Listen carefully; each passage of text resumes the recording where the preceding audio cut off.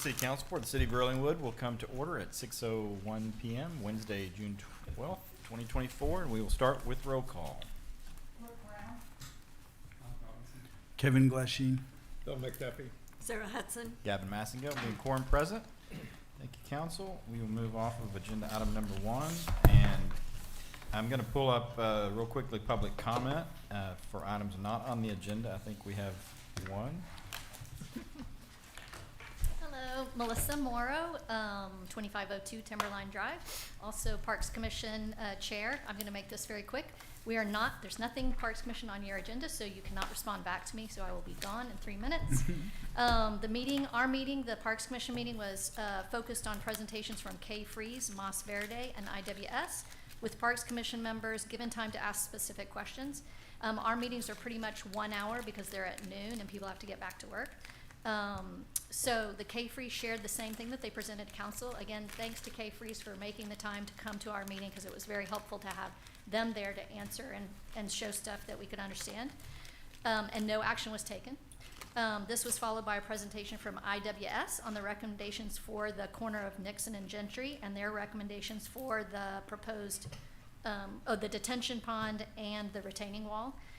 We basically, Parks Commission did not vote on either, but recommended that the parks, there's a subcommittee of parks, look at what the surface behind the retaining wall. We've already approved the retaining wall and it's, I think, in your court, but we will give some background on whether to lay grass or do river rock, something like that. And then Parks Commission was also presented with an alternative plan to what the maintenance crew here had put in for the walking trail, some improvements. Ishan Construction, which has done a lot of work on the Violet Crown Trail, did a walk around with Parks Commission members and council members to kind of give them an idea of what was possible. They also included in our packet sort of a dream, if you could do your trail perfectly, this is what it would look like. I do think the price tag was pretty high, and so again, the subcommittee is going to meet with them and see if there's other alternatives or ways to use parts of that to improve our trail and reduce the maintenance costs. Lastly, Moss Verde did give a brief overview of the tree and landscaping plan. Again, we have a subcommittee looking at where we would like to add trees and plants. At that point, we were at 1 hour and 15 minutes, so we stopped our meeting. We're going to discuss more and vote on things at our next meeting, which will be July 9th. So we should be able to give you guys some recommendations then. Perfect. That's it. Thank you. Thank you. You're welcome to come back later. Look and see what I'm doing. Okay, with that, we will move off of public comment unless anyone else wishes to make comment on items not on the agenda. We'll come back to this when we get to our regular scheduled time. And with that, we will move on to the budget workshop. Calling up agenda item number 2, updating discussion on the FY 2024-2025 budget. And hold on. Some room here. Okay, council, it is that time of year again when we start our long process of the budget. We've staff and department heads and myself have been already working on this and have some things to share with you this evening. Today we will do a quick review of the calendar, or our budget calendar, just to kind of give you a refresh on that. And then the plan is to we'll kind of do our budget 101, which is the budget structure overview for anyone wishing to follow along at home or later. And then we'll go worksheet by worksheet through our all funds worksheets, which you'll recognize from the past. So that is the plan for the work session. We'll move kind of quickly because we do have a lot to cover with you this evening. But a quick rundown and refresher on the budget and tax rate calendar for this tax season. As you know, we've already set the calendar itself. The finance and staff have, we've met with myself May 20th through 31st. We met with all the department heads on the proposed budget worksheets. We're now to the first budget workshop, which is this evening, where we will present the base budget for your consideration. And then at the conclusion of this evening, it sort of opens up, as we've done in the past, the next several weeks for you to have an opportunity to give some thought to any exceptional items that you would like to bring back to council for your consideration and our consideration to roll into the budget. And those will be due, just as a reminder to you, they'll be due on July 8th, council. So that is your review of tonight's agenda and the overall budget. So with that, we will move on to the next item that you have in both your packet and online if you're following along in the electronic agenda. It's this blue sheet that we sort of lovingly refer to as our Budget 101 worksheet. Just a quick reminder, the funds that are listed there on the left, those are our major funds for the department, and those include our general fund, the water fund, the street maintenance fund, court security fund, court technology fund, court efficiency fund, debt service fund series 2014. We did make one change to this document that you've seen in the past. We went ahead in parentheses and kind of gave you a reminder of what those various debt funds are used for. The 2014 was streets and water. The debt service fund from 2019 was the refinancing of our 2012 debt service. Then you have the debt service fund series 2020, which is the drainage and tax notes. Then you have your debt service fund series 2023, which is the water CIP packages that you're very familiar with. That's tranche 1 in that particular fund. And then the tranche 2 that we'll talk about here in a moment, and that you made some decisions on last time. That's the debt funds fund series 2024. That'll be the CIP packages 1 through 4, and we're calling that tranche 2. A new fund that you have not seen previously is the capital projects fund.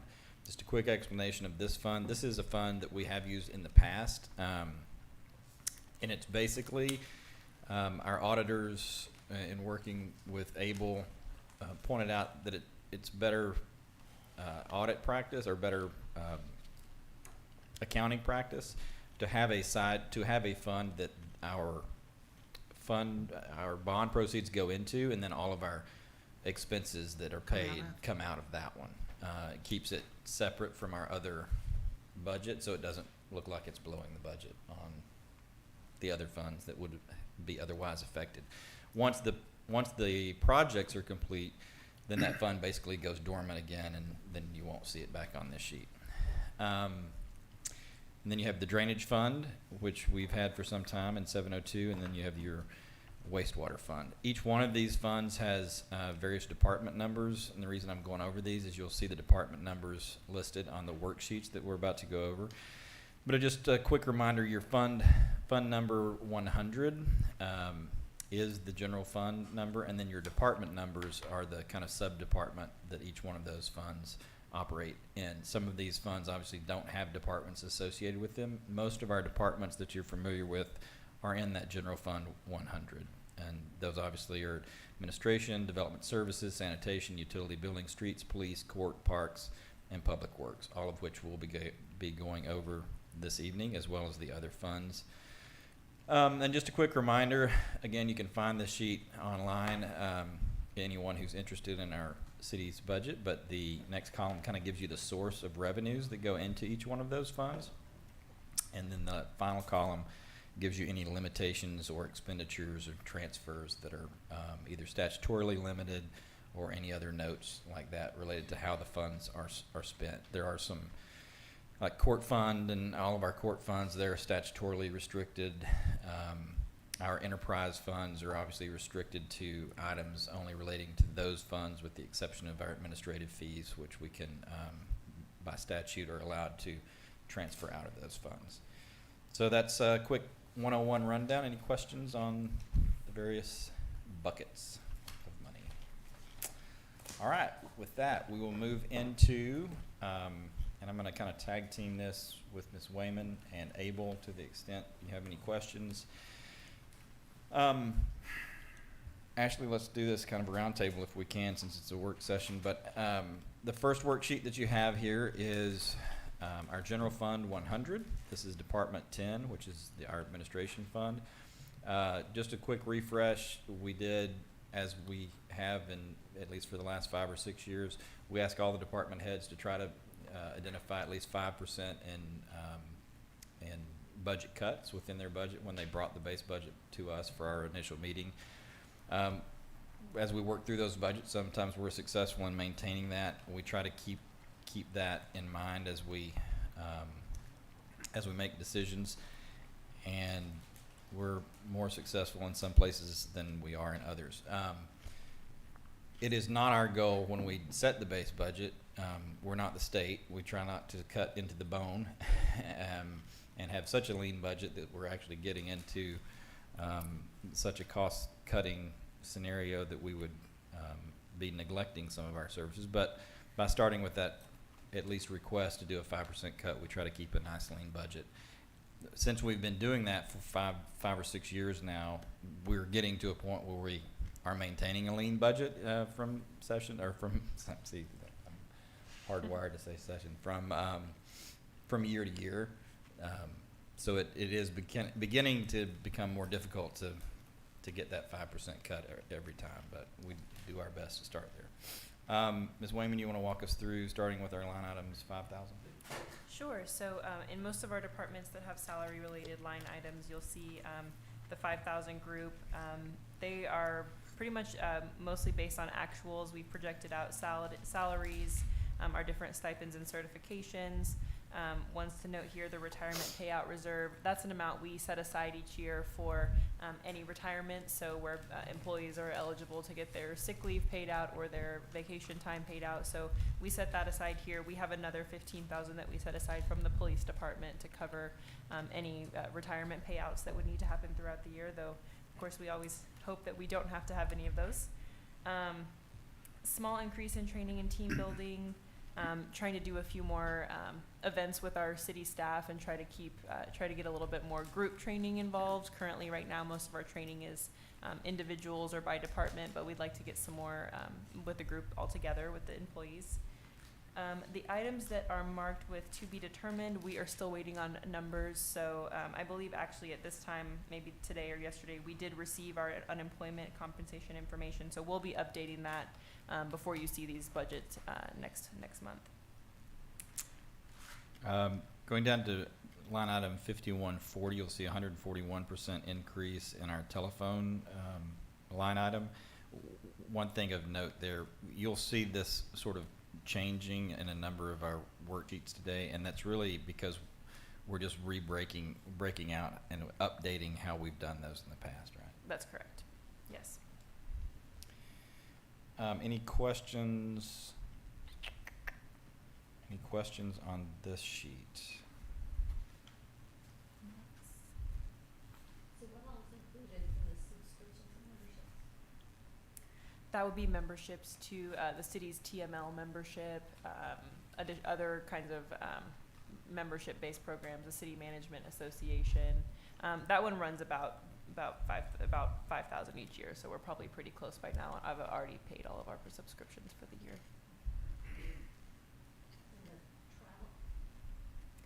Travel accompanies the training, so whenever anybody needs to go to a training that's out of the area, we usually pay for mileage, meals, and hotels for, and that would also include any council members if there were trainings that came up that anybody wanted to join. The big ones here are the Texas City Management Association and TML. Those are kind of the two big conferences that usually we have 2 or 3 staff members attend.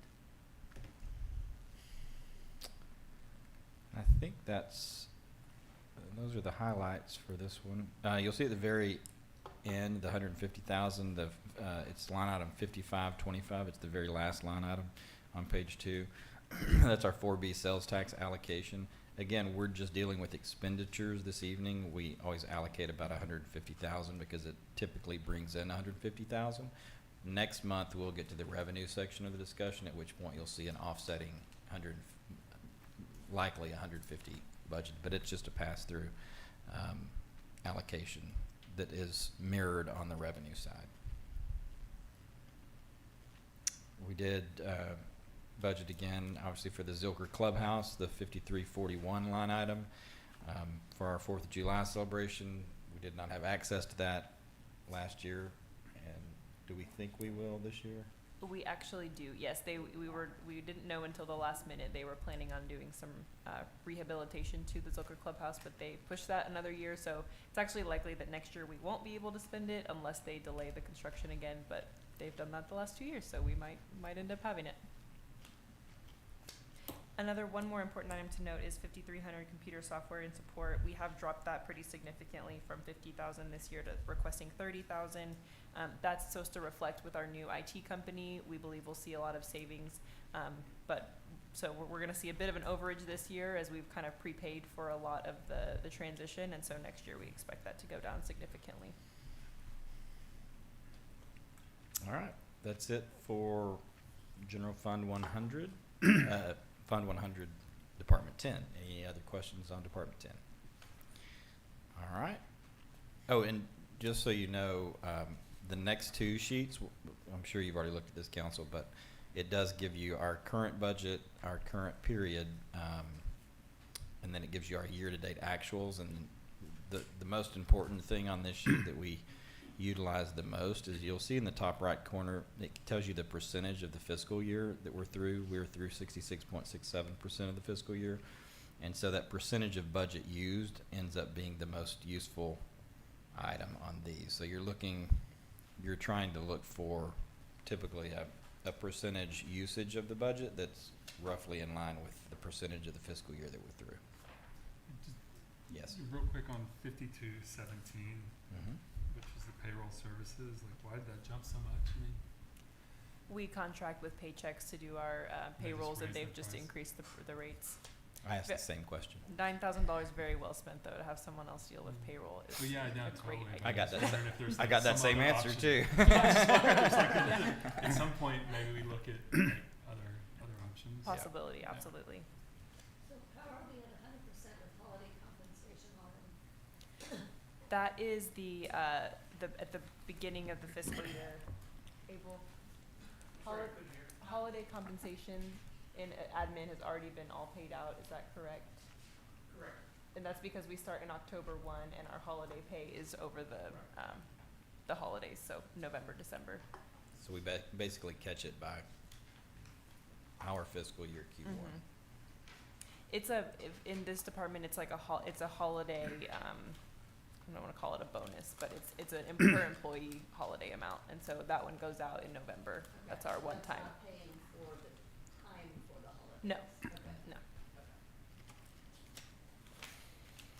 It's like going to 4th of July. Right. We've yeah, still right. got Wait, holidays what? left. Yeah. Yes. Okay, moving on to General Fund 100, Department 15. You want to walk us through any highlights here? Really nothing big of note in this department.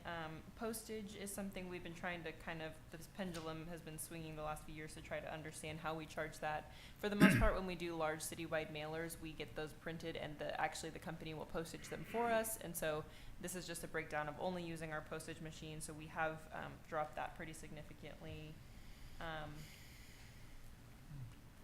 Not s- My permit now in 5257 is based on actuals.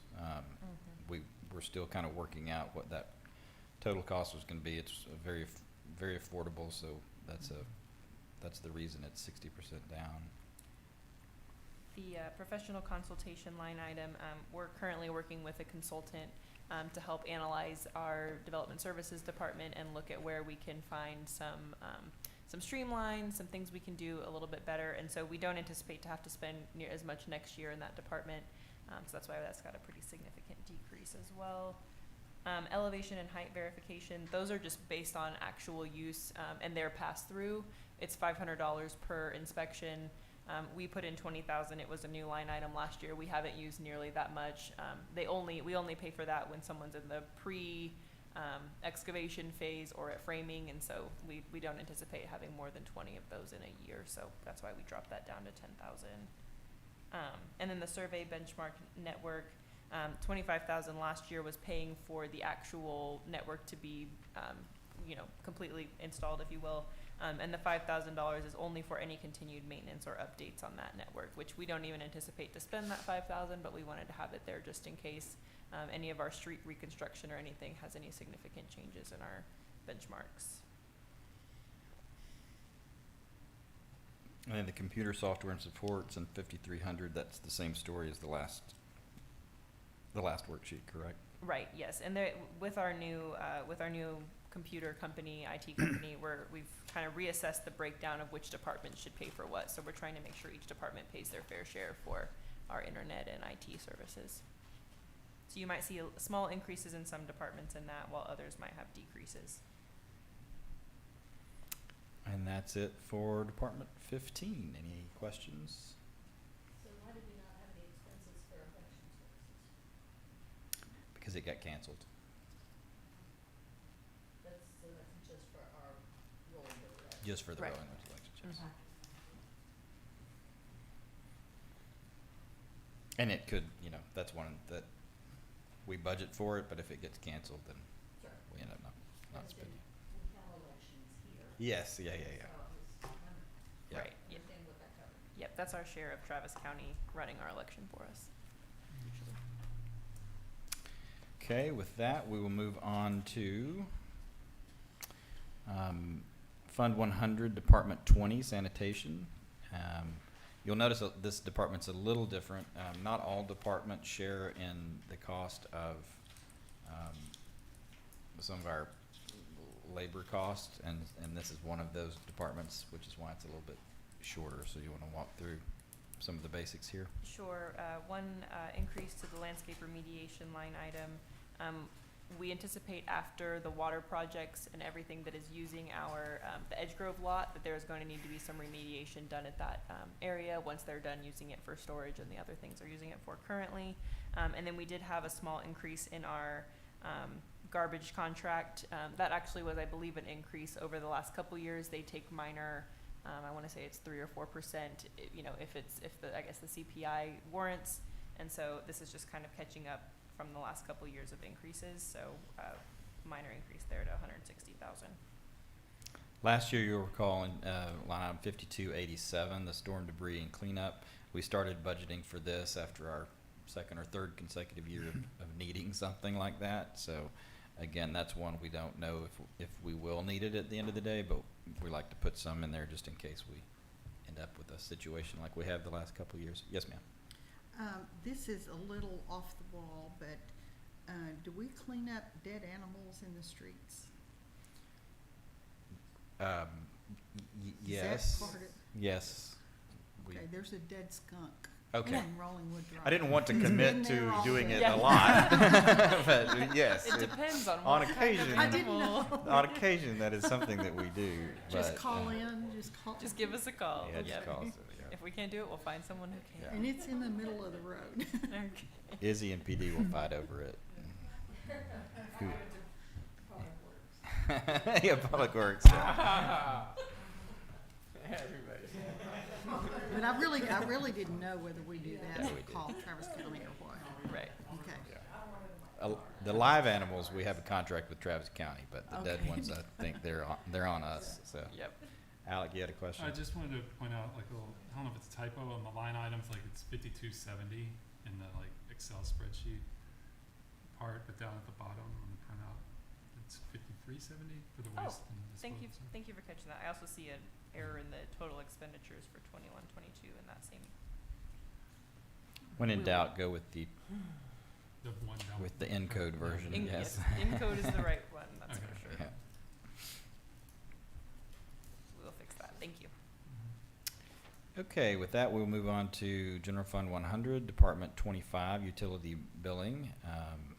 Ms. Wayman, you want to walk us through this one? We really don't have anything that's significantly different in this department.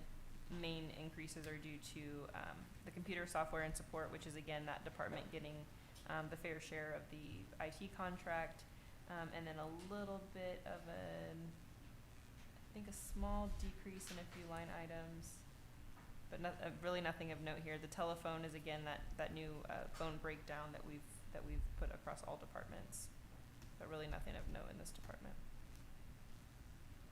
Okay. And this one, just so when we get down later to the water and the wastewater funds, there's a line item in each of those funds that actually pays for half of this department. So we track the utility billing all in the general fund, but in the end of the day, water and wastewater pay for this fund because it's administering our water and wastewater system. Okay, with that, we will move on to General Fund 100, Department 30, Streets. Turn it over to you again. We have had, we continue to keep the $25,000 for tree trimming services. I believe we may not have spent as much of that this year yet, but we're planning on doing that in the coming months now that we are almost out of oak wilt season. Street sweeping, a small decrease because we are doing that fully in-house at this point. We are no longer contracting out for that street sweeping service. We've seen a lot of better results from that. We're able to be a little more customized in our street sweeping. But it does cover our rental of the street sweeper and some of that, correct? The purchase of Yeah. yes, exactly. It does. Other than that, you'll see here our 5355 street maintenance and repairs. We've left this at what it was last fiscal year. Last year, I believe it was an exceptional item, so I'm sure we can be discussing the streets. Mayor, do you want to talk about that at all now, or do you want to wait until the street? Yeah, on your agenda this evening, we'll talk about the work that we've had done to prioritize some of our streets. Just note that the fiscal year that we're in now, you had a significant appropriation to that issue. We've held off on spending those funds so that we can get kind of the most bang for our buck and try to combine some of those funds with the water CIP repaving that will happen in 2 phases. So we'll have a conversation with you about that later. And I think we'll have an opportunity in this coming fiscal year to expend the funds that you allocated last year, maybe add some funds to it for this budget that we're working on now, and combine that with what we already have going on the CIP to kind of get the most bang for our buck with some resurfacing going forward that hopefully will kind of get us up to speed so that we can put it on a rotating basis year to year.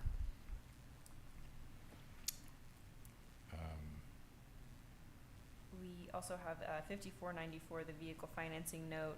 That is also highlighted because there will be an exceptional item for a possible new vehicle for the Public Works Department. They have one that has it's reached the end of its life, and it's going to cost more to fix than it's worth at this point. And so, rather than purchase the vehicle in one payment, we're proposing to continue the way we've been financing our vehicles, which is a 5-year lease-to-own option that's a very affordable cost every year. So that would possibly increase that line item if that exceptional item was approved.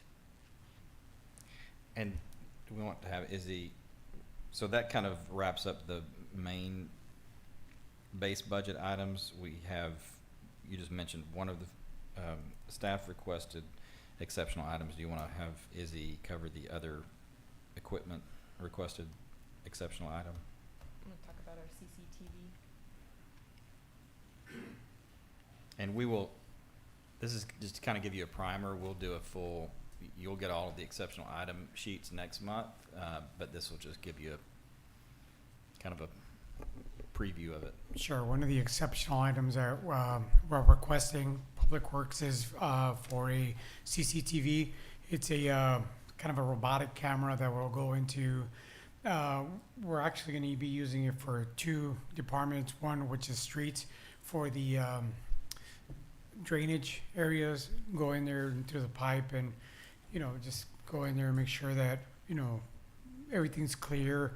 The other would be in wastewater, so we can go ahead and do the wastewater main inspections. We need, because of a permit that we have with the City of Austin, with TCEQ, we need to be doing that every 5 years, and our 5th year is coming up next year, so we need to get that taken care of. Thank you, Izzy.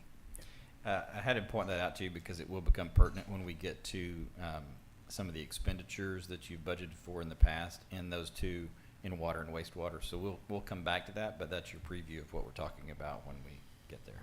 So, quick question. Yes. So does that, require specific training for, if we have our own camera, nobody? I know how to use that camera, and I'll train our personnel on how to use it. Done the sewer inspections before? Yes, we've done it I've done it at a much bigger scale, but the camera that we're using, it's gonna be, will suffice what TCEQ requires as far as when we turn in our reports. And you actually do it in coordination with our engineers to review the, Yes, once we get all that video feedback and we'll actually go from manhole to manhole, inspect and make sure that there's no, abnormalities in the pipe, and anything that we go ahead and, well, I'll personally look at the footage. If there's anything that I need to bring it to the attention of the engineers, that'll help also relieve from, or any additional costs from the engineers having to go minute by minute or, hour by hour. thanks, Izzy. You know, Okay, that's a wrap on Fund 100, Department 30. Any other questions? All right, moving on to Fund 100, Department 40, Police. You want to come on up, just in case we've got any questions? Ms. Wayman, walk us through Department 40. Sure, so, have a small, a decrease you'll see there in citation material.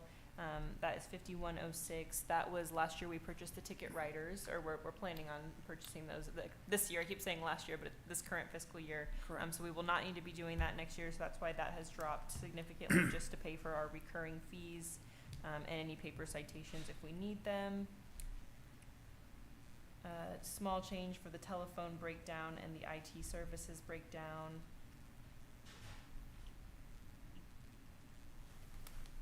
Dispatch service contract, Mayor, you might wanna cover that one, if you like. I don't want to talk about.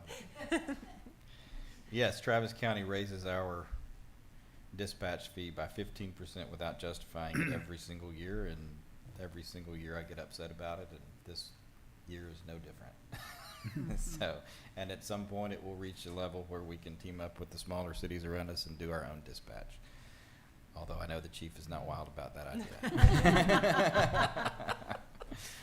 And that's my soapbox for the day. I do want to go back up to 5010 training academy and / academy sponsorship. So we have renamed this line item 5010, and I'll let Chief explain what we're going to endeavor to play with and try to do in the future. If you want to explain that, Chief. Right. As far as our recruiting opportunities, we have looked into possibly sponsoring a cadet to go to the academy.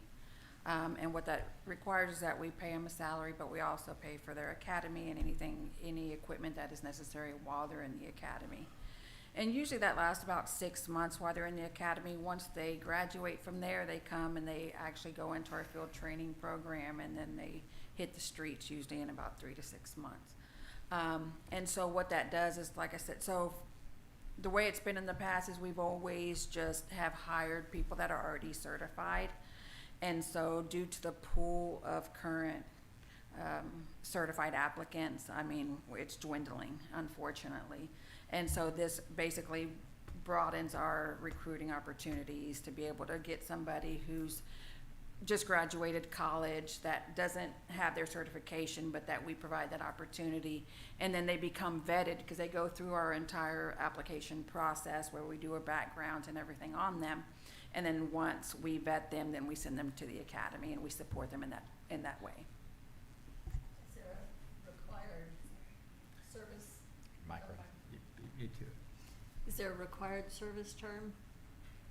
Like if we pay for that, are they required to work for us for a year or 2 years? Right, and so that's where, unfortunately, they're not contracted. And so I've spoken to other agencies as well, and it's kind of a crapshoot, right? I mean, but I say that with them also saying that any person that has graduated from the academy does not leave them right away. Because they just graduated from the academy. They don't really have anything to offer another agency either. Because once they come out of here, they're gonna go into field training, so they actually need to get some of that time under their belt before they're even marketable anyway. And so they're not having a turnaround from people coming out of the academies. I think we probably could do a contract, but how enforceable it would be Right. would be the question. Is the question probably. that's always come up. It wouldn't be. Right, As a practical matter. right. So, So, anyway, we're gonna see if we can try this. There's no guarantee. We still have to find the person or persons. right. And to overall, sponsor. it's still part of, it's not increasing any salaries and it's not affecting any budget. It's just going outside of our norm a little bit and just kind of, like I said, expanding that recruiting opportunity. It just means basically paying them 6 months while they go through. But when you say sponsor the academy, it doesn't cost anything, or does it? It does. So some academies are free, and then if you're able to get into those, and you just pay for their equipment. We looked at Capcog, which actually was $3,800, I think is what it was, and then you pay for, like I said, all of their equipment and their uniforms. But you also are paying a salary while they're there, because most people cannot afford to go full-time to an academy and still live, unfortunately. So you do pay them at a lower rate while they're there, and they do also receive benefits. Can I ask about the alternatives to that? Because you spoke to us last month about how we're short, I think, 4 officers. Was that right? No, we're currently gonna be short 2. 2. And I know from speaking to residents, we all would like to have more officers, especially at night, doing patrols. Yes, sir. So what do we need to do to help you guys get people hired for those positions? Because, for example, is there a headhunting service? Because when we're talking about paying a half a year's salary plus tuition to get somebody hired, does paying a headhunter make sense, or does increasing our salaries make sense? Because it also seems to me, just, and I'll let you answer the question, but just for context, that, you know, when you're hiring somebody new like that, that the risk of them working out or leaving, you know, there's a higher risk that they'll leave or not work out. And it seems like we'd be better off kind of getting somebody who's looking for a nice, quiet job at more towards the end of their career. That this seems like a very pleasant place to work compared to a lot of other opportunities. So anyway, Right. what are And your thoughts on all that? so, I mean, it can kind of go both ways, right? I mean, so people that are at the tail end of their career don't want to work patrol, so you have that issue there. And so, where we're still a patrol-driven agency, we're not a constable's office where we only work Monday through Friday, 8 to 5. So we don't, you know, we're not pleasant when it comes to Hours. correct, the older gentlemen or the Right. older and women. So, like for us, what we're trying to do is yes, we want to staff that night position. And so we're trying to find different ways. So what we've been doing too is we've gone to speak at academies with people that are already in the academy to see, hey, like, we're out here, we're putting our, you know, recruiting flyer on several, you know, websites as well. There's really not a headhunter per se when it comes into law enforcement, when it comes to the patrol position. So you're basically kind of just hoping that you can become marketable to them. What we have always run up against, unfortunately, is our city is not equipped for take-home vehicles. And so, but I know that we're currently working on trying to find ways to kind of accommodate that a little bit. Because I think purchasing vehicles for every single person is actually outside of our budget. Plus, they'd be leaving Rollingwood presumably. That's correct, because everybody lives pretty much 30 miles away. And so, yes, so the vehicles would be out. So like I said, budget-wise, I don't see it being a budgetary, I'd see it being an issue But in the coming year. my plan is to bring an exceptional item to do some sort of travel stipend That's a great for all idea. staff, but we'll talk about that at the next Right. meeting. And so we're trying to find different ways, like I said, to where we don't actually break the bank per se, but like we can help become more marketable. And for it actually benefits the entire city staff, Great. so. Thank you, Chief. No problem, is there any? Any other questions? Council? Okay. Yes, ma'am. This is a Oh, little sorry. off topic, but how's the new equipment working? The ticket writers? yes, So we are in the process, we're still onboarding. okay, And so, yes, we just had to get all of the things, because they're having to build it and everything, so, but everything's been ordered, contract has been signed, everything's still, it just takes a couple of months, so we're hoping to get that off the ground here soon.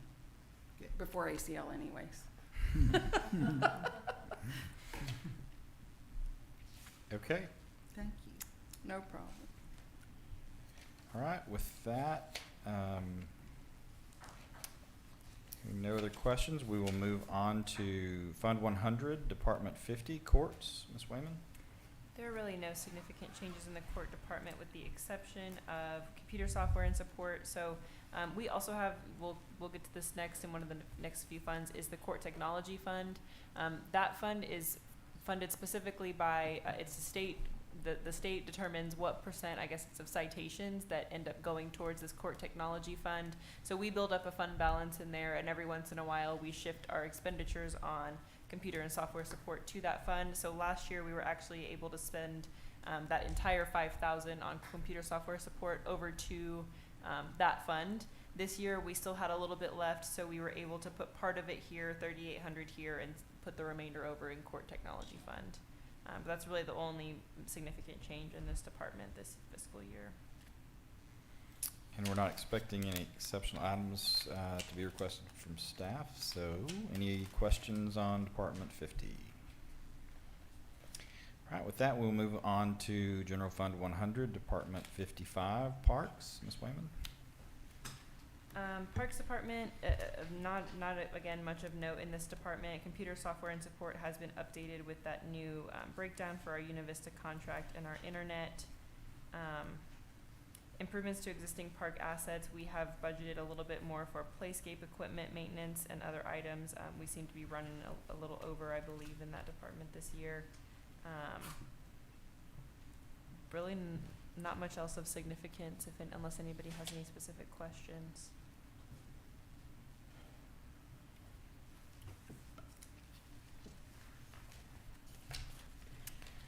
All right, hearing none. Wait, there will be an exceptional item anticipated? Yes, so part of that Public Works vehicle would be broken down across the multiple departments where Public Works is paid, so that would be between water, wastewater, parks, and streets. And so in that 5494 vehicle financing note, if that exceptional item is approved, a portion of that would go to this this line item. It likely would be probably pretty similar to that 785 because that was the cost of one vehicle, but that was 3 years ago, split out over 5 years. So it would likely be similar to that, but we'll when we bring our exceptional item back, we'll have an estimate from financing on that vehicle. So how is that only $785 for a whole year? It is, so this is the Parks Department, so 10% of that vehicle comes out of parks, 10% streets, 40% water, and 40% wastewater. So this is only 10% of it, so it's about 7,000 a year over 5 years, 7 or 8,000. Okay, 10% for parks. Yeah, we try to split it up based on how they use it, and for the most part, it's streets and water. Okay, with that, we will move on to General Fund 100, Department 65, Public Works. Ms. Wayman? Slight increase here in Oh, our. and Go ahead. Public Works means this building, Yes, basically. Public Works is the city hall building. We've had a slight increase in our utilities in this department. I have to see, I don't think there's anything else that's really of note in this department with the exception of the $40,000 for street maintenance and repairs. That one's kind of interesting because generally this department does just pay for the city hall stuff, but last year during our budget discussions, we had kind of settled on putting an additional $40,000 towards street maintenance and repairs to come out of the general fund. There wasn't really another department that it fit with the exception of maybe Public Works. It didn't really make sense to put it in admin, and so that $40,000 was put in this department. To date, we have not spent any of that, and I think a lot of that's the same story as what we talked about the last $150,000 that may not spend it this year, but we'll be saving that away in the next year, especially once we have our water projects done, we kind of have a good idea of what our streets are gonna look like, then we can put them towards some maintenance projects. So essentially, we'll have 190 in unexpended balance that we can be talking about in a little bit when it comes to that street maintenance prioritization that you already budgeted for this year, and so we can carry it forward.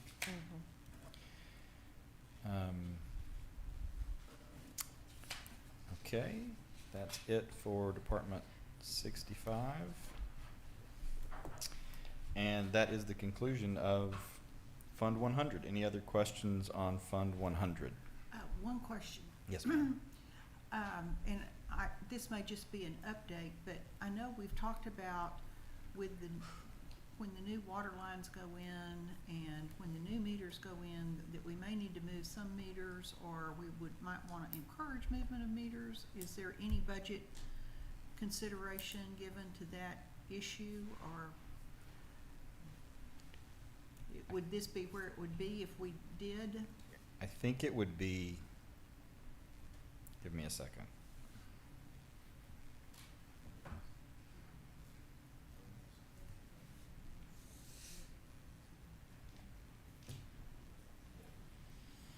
I think the expenditures would come out of 200 and 800, funds 200 and 800. I think the hang up there is, depending on how it's done, we have a prohibition of paying for that, so. Yeah. We do require it with new builds though currently, so Okay. if you are doing a new construction and you have a backyard meter, we are requiring those get moved to the front, but it's not another way to encourage those to be moved generally, unless there's already, the ground's already torn up and there's some Yeah. construction.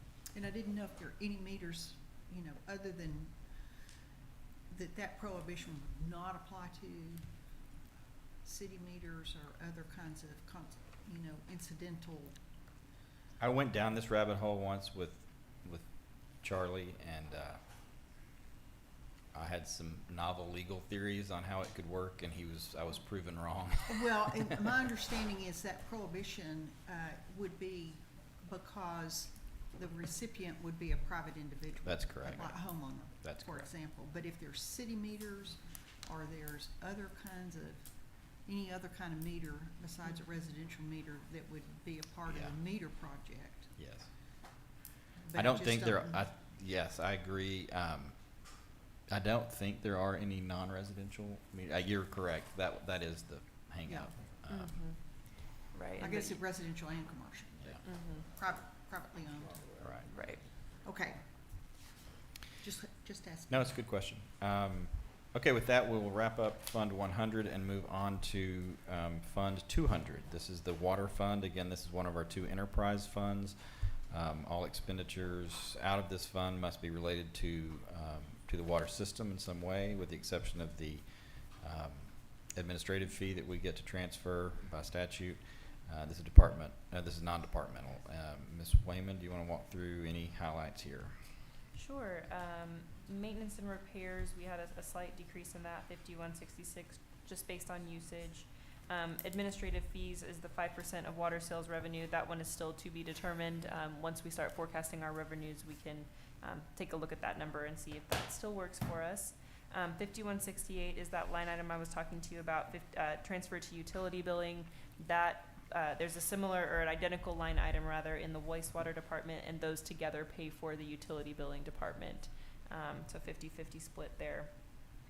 5192 electronic meter project. So what this is a new line item, and we'll actually need to do a budget amendment this fiscal year, at the end of this fiscal year, to kind of pay for that project. So basically how it worked is we had the money come in, we got all of our money up front and with government capital, but then now we're paying for that meter project to happen. And so what this $309,000 is that we're spending this fiscal year is half of basically 95% of that project. The other half is going to be in the wastewater fund. And then the $16,500 that you see in this fiscal year is the retainage. And so that may be something that we end up paying out of this fiscal year or possibly next fiscal year. So we put it here as a placeholder until we have a better idea of what that looks like. So that's a new line item, and then you'll see right beneath that, 5193 is meter replacement, and that went down significantly because we do not anticipate any very many meter replacements, with the exception of those who are upgrading, and those are generally a pass-through expense, and so that went down very significantly. Water purchased is also still to be determined. That'd be 5280. We'll take a look at that when we're looking at our overall projections for the year. And we, under 5494, or 5194 is the fire hydrant maintenance and replacement. Again, we've started budgeting a few years ago to try to replace approximately 2 of those hydrants per year in conjunction with our hydrant testing project. So we're continuing to proactively budget for those to account for at least 2 hydrant replacements per year. Anything else here, Ms. Bangman?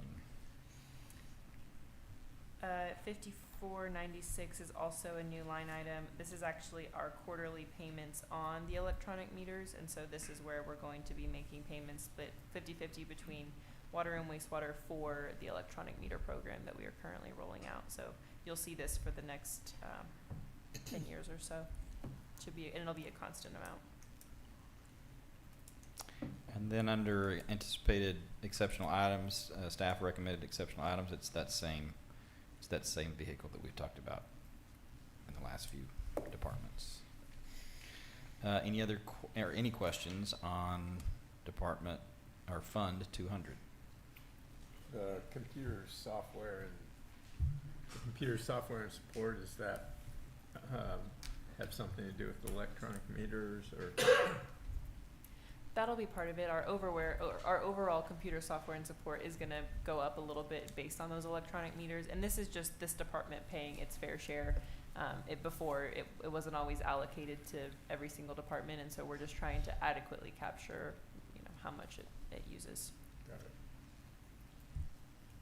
And we did that based on number of employees. So we have 4 out of our 20 employees in the Public Works Department, and they're split up over water, wastewater, or street. So we just tried to kind of break that down similarly to how we break down their salaries. Okay, moving off of Fund 200, moving on to our next fund, which is Fund 301. This is our street maintenance fund. Again, this is the matching, so there's a matching expenditure in Fund 130 in streets. And can you explain our budget overages covered by the existing unexpended fund balance? Yes, and so basically this is where we accumulate our street maintenance sales tax every year. We bring in approximately $150,000 per year in street maintenance sales tax. That Fund 130 tracks for all of our expenditures that are related to streets, and then we transfer from this department over to pay for those expenditures. We do have a pretty, I believe, probably $400,000 or $500,000 balance currently in our street department, and so we're able to budget for things like $300,000, even though we only bring in $150,000-ish a year, because we have that large balance, and we know that at some point, once we spend that down, we will need to scale back those expenditures. But for now, those are for planned street improvements. And then that's why we put this comment here in this section, so that we're reminded that we're spending down that unexpended balance that is built up over time. So if Abel and Ashley and I are going to, if we go to lunch and get hit by a bus, it's y'all's responsibility to remember that, and remember to lower this back to 150 at the point that we spend our unexpended balance down. I'm going to be busy working on the lawsuit. Take care of Holly. I will. Take care of your family. That's right. You have a question? Is this one of those things where we might have a separate little planning project? I don't know what you call them, but where we're looking at tracking expenses over time for capital items, capital project? Not really in this one, Okay. but you will have a similar, you'll see in our, kind of our last workshop, you'll see where we give you the unexpended balances that have built up that are on the books, and they can only be, because these funds that get spent, that build up, we're required to spend them on streets, and so that's why that buildup has happened over time. And I think for this we had what, a $400,000 buildup, So, yeah. and so you will see an unexpended balance explanation on one of our final worksheets that shows you what that is, and that's where these funds are coming. So it's a little, you will also see the thing that you're referencing, but it won't be directly related to Okay. this. Okay. Okay, with that, we will move on to Fund 310, the Court Security Fund. This is in Department 50. This is a statutorily prohibited or limited fund, and it takes about 2 seconds to go over. And we just pay for our reserve officer for court out of this department. We're seeing a minor increase in number of courts we're having, so just increase that a little bit. This fund, along with the Fund 320, which is Court Technology Fund, and the one after that, 330, which is Court Efficiency Fund, no one's really sure what, these are all fees that are on the citations, and they're statutorily prohibited to those expenditures, and no one can really figure out what the legislative intent was, so we carried these three funds, and they build up a few $100s a year, and this is how we spend them, so that's 310. Moving on to 320, which is the Court Technology Fund. Ms. Wayman? You'll see the remainder for computer software and support for the court department there, because we did have enough in that fund to cover that this year. And then computers removed from that department because we are getting all new computers with the IT switch this year, so we don't anticipate having to buy any new computers for the court. And no exceptional items expected. So moving on to Fund 330, which is the Court Efficiency Fund, our smallest of all funds. This is the one we really honestly don't even, there's like $111 in there. It breaks, every citation has a very small amount that goes to this fund. It's not really much to buy anything, so we budget every year for office supplies, and Someday we're some hope people, to be efficient we're with gonna it. buy a really nice hole punch with it. It's the greatest it's the greatest budgeting irony that this is the Court Efficiency Fund. And that's your Court Efficiency Fund report. Moving on to Fund 430, which is the Debt Service 2014. Yes, so you'll see here, very similar to our expenses last year in this department. These are all based on our debt schedules, and so we know exactly what these are gonna be every year. We pay half of them every 6 months, so. And this is all related to your interest in sinking portion of your INS portion of the property tax that we'll talk about in revenues at some point. Right. The next fund is Fund 450. This is your Debt Service 2019. Same story on this. This is, this one is actually the 2012 refinance, I believe. But this is part of our debt schedules and is the interest in sinking for that debt. Moving on to Fund 460, which is the Debt Service 2020 fund, This is the debt service on the tax notes. that are going to good use at Hubbard Hatley and at Pleasant Nixon They sure are, as we speak. as we speak. Hopefully not. It just Oh, turned yeah, 7 that's o'clock, true. so Never mind. Construction hours are as over. of a minute ago. Moving on to Fund 470, Debt Service 2023.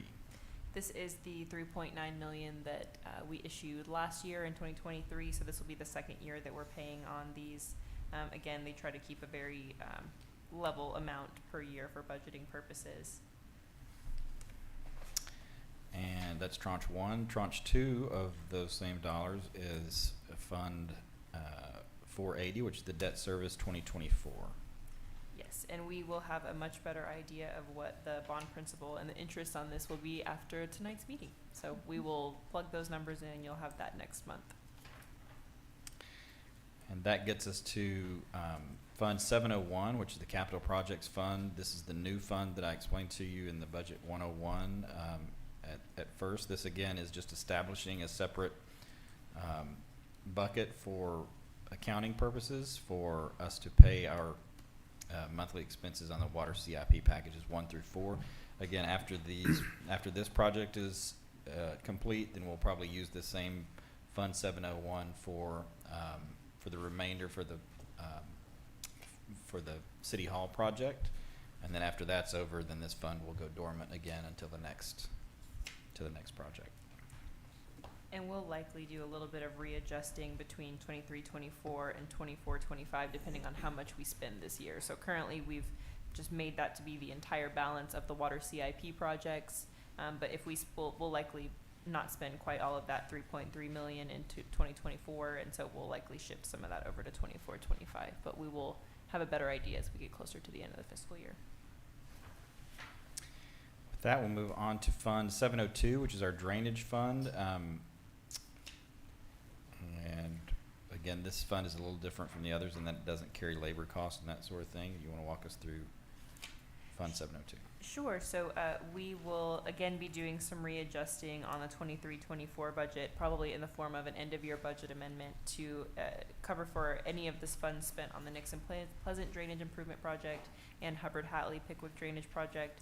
And so each of those are a total of 1 million approximately. And so that 1 million will get split between 23-24 and 24-25.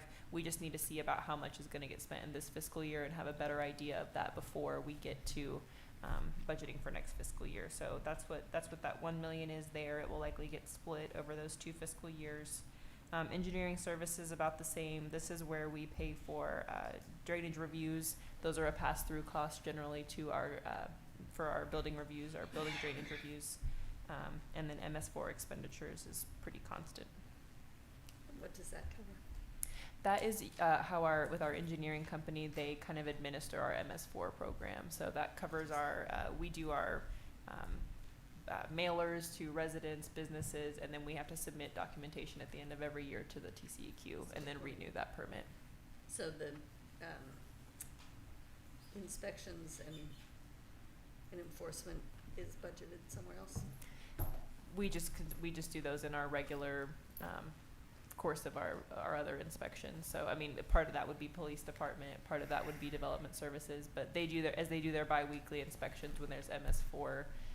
We don't necessarily break it out to this line item. It would be hard to break out, This what is was more charged to that. Yeah, this is more the hard cost and the engineering cost, Mhm. TCEQ submittal. Reporting? Yeah. Okay. With that, we get to our last enterprise fund, which is Fund 800, our wastewater fund. This one again is non-departmental, and all expenditures are statutorily limited. And do you want to walk us through 800? Sure. So we'll see a little bit of a decrease in utilities in this department. This was due to mostly our landlines for our lift stations, where actually the cost was astronomical to keep those landlines happening. But thanks to our finance director, we were able to get on a DIR contract that would lower that the AT&T line cost for us. For those we're going to tremendously decrease this fiscal year. Telephone, this department was just never paying for that before, and so this is a way for us to make sure that, again, each department is paying for their fair share of those. You'll see in here the administrative fees, that's the 5% of revenues. Again, we'll take another look at that when we start forecasting our revenues in the coming months. Equipment was a little bit lower, or significantly lower this year than the last couple of years, and that's because that's generally just exceptional items if they get approved. And so last fiscal year it was or this current fiscal year it was a GPS receiver, so that's why we've dropped that to 0. If that CCTV camera that Izzy talked about earlier is approved, that will get paid for out of this line item, so it will no longer be at 0. You'll see the electronic meter project, same story as was in the water department. That is going to be 50-50 split. So we have the cost of that project here, as well as the meter replacement dropping down significantly. Annual televising and smoke test. So this is this is our requirement for every 5 years. We have to video all of our wastewater lines, and then if there are any cracks or any damage shown, we then have to get a smoke test done to make sure that they're not it's not an issue, because we're over the Edwards Aquifer. And so what Izzy is proposing, we've been budgeting this $32,500 every year because we need to do it every 5 years, and it's about $130,000, or at least that was our last cost for completing this project. So if we were to buy that CCTV camera, we would not need to spend that $130,000 on a company to come out and do that for us, and so we would see some savings there, and then we could use it for some other purposes as well. So I think it's another place that we can see some savings, because we have really good, well-trained staff and people who know how to do these kind of things. And we've been budgeting that 32,500 for the last 4 years, so we're coming up on the 5th year. Now, the auditors won't let us, we don't put it into, we budget for it, but then it just goes into unexpended balance. So it's there in our unexpended balance, and we can count it like the state does as our reserve. But we have been budgeting it as if we were getting ready to pay this 5218 in the 5th year. So when we have the request from Izzy to purchase the new camera, it is a $72,000 or $75,000 expense, but technically you have been budgeting for something like that for the last 4 years. So you actually have ample dollars to spend. It's just gonna, we won't have dollars for it, but you also have dollars in the unexpended balance because you've been properly budgeting for this line item for the last 4 years. Absolutely. And it's doing those things like that have allowed our fund balance to get up to, gosh, I think we're at 8 or 9 months right now. And so it's a sound budgeting practice, and it now kind of shows that we, maybe don't necessarily need to be setting reserve accounts aside for different things as often, because we know we have the reserves to cover those expenditures. Wastewater fees. This is again something that we'll take a look at closer as we start continuing our forecasting. Computer software and support has increased a little bit to cover our new breakdown of IT and internet services. And then again, that meter financing note 5498, that will be the new annual cost to pay for our meter financing note. Also, I'll point out 5271, which is the rate consulting services. Did you cover this one? So our practice has been to basically alternate between water and wastewater every other year. So it's not that you're not budgeting for it, it's just you're budgeting for it. It's 5271 over in water this year. Mm-hmm. Also at the very top, I forgot to mention this one, 5006, this is the overtime, planned overtime. You'll see a 715% increase. It's not really that. We're trying to do a better job. Previously, this was just named planned overtime, but it's a better auditing practice and a better practice for us to be able to actually keep up with both overtime and planned overtime, which is how Abel's been booking it. So we wanted to break that out, rename the line item so that we're doing a better job of keeping that, keeping track of that. The reason that's important, as I said earlier, when we're looking at our percentage of budget used for each year, if we've broken it out, then we can tell if it's running hot or not based on the budget, instead of doing it the way we were doing it before, which was just having it rolled into the salary line item. So when we break it out like that, we can keep track of it better so that we know if we need to dial it down in terms of the overtime, not just the planned overtime. Any other questions? And we've talked about the anticipated exceptional items that are staff requests. Any other questions on Fund 800? So on the CCTV camera, Yes. says the total is $75,000. Yes. Split 50-50, but the requested amount is $42,500. So, yes, that would be, that's not exactly half as that. No. We'll take care of that. Good catch. catch. That's why we do it. We like to salt little things like that There just to you go. make sure you're paying attention. Mhm. Okay, good point on that. Any other questions on 800? Okay, I think that's it, council, unless you have any questions. Again, these are all, I know you've probably digested them. We've now walked through them. If there are any exceptional items that you have or things that you think we've missed, please just get with Ashley before July 18th. Yes, July 8th. I'm sorry, July 8th. And then we will have those ready for you for your full consideration next month. Next month, we will, at the budget workshop, again, we will present all the exceptional items for all of the funds, and then we will begin talking about our revenue estimates that will be showing you not just the money spent, but the money we anticipate to come in. All right. Thank you, council. Any questions? Thank you, Mr. Mayor, Yes, ma'am. Thank y'all. and Ms. Wayman, My nerdy favorite time of the year. and Mr. Campos. Yes, thank you for pointing out. Staff did a great job. They all did a really nice job coming in and explaining their budgets and singing for their dinner. So good job. Okay, with that, we'll take a quick 5-minute recess and then rejoin in our regularly scheduled meeting.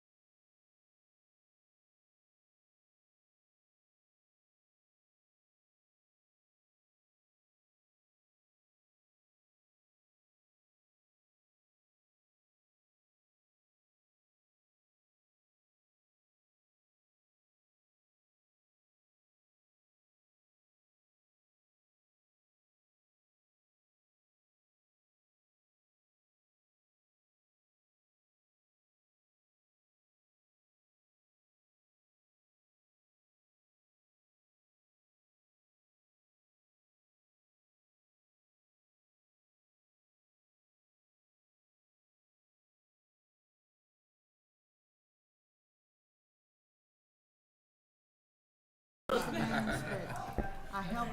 I didn't notice that. I noticed that with some of the shots. I was kind of like, Move my you're grandson allowed to do that. from Lubbock How many to steps you Fort get to Worth do? Yeah. this weekend. I saw that too. Part of the deal was he had his buddies in Fort Worth. Still look pretty. Okay, the city council is called back to, city council is called back to order at 7:17 PM.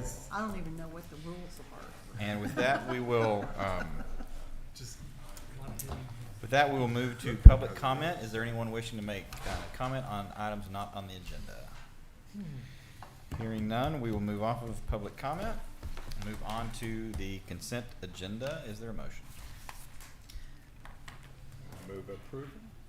We have a motion for approval. Mr. McDuffie, is there a second? Second. We have a motion by Mr. McDuffie, a second by Ms. Hudson. All those in favor say aye. Aye. Opposed say no.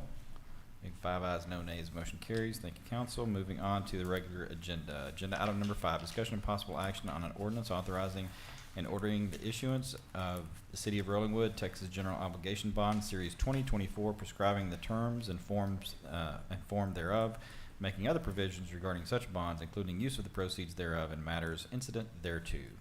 And I think we have Mr. Gilly from USCA. You want to come on up? Tell us the good news?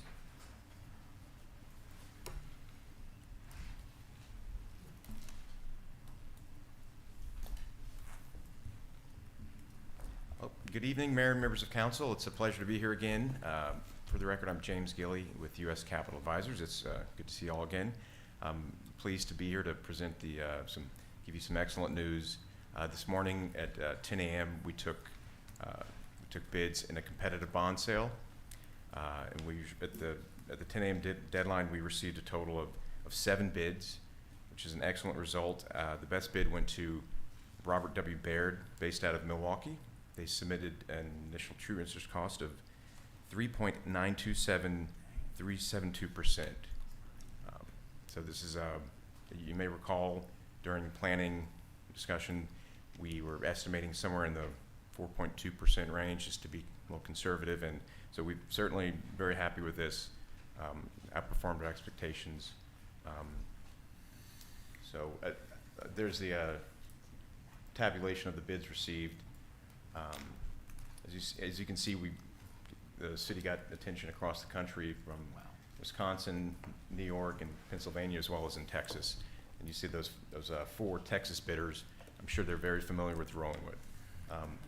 In the next page, just to kind of show you a graphical distribution, you'll see that there's a cluster, handful of underwriters right around 4.1%.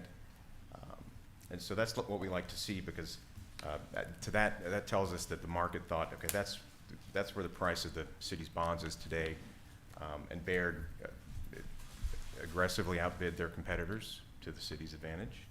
In fact, the 2 best bids were separated by 13 basis points, and the high and the low bid were separated by over a quarter of a percentage point, 0.28 to 0.28%.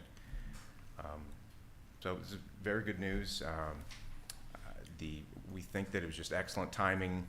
There was not a lot of supply in the market today, at least for Texas paper, and the city's excellent rating certainly draws a lot of attention. There's always a lot of appetite for that. So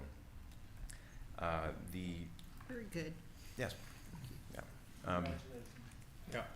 Yeah, congratulations. Can I ask a quick question? Yes, sir. What time was the sale? 10 a.m.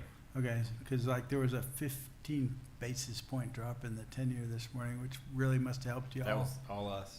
Yeah, that was. That's kind of lucky. Yeah, you're absolutely right. It was just a fortunate timing, and it's a good thing that the city council meets on Wednesdays, apparently. Pretty good. So, yeah. Good. And again, the Baird offered to purchase the bonds at a premium.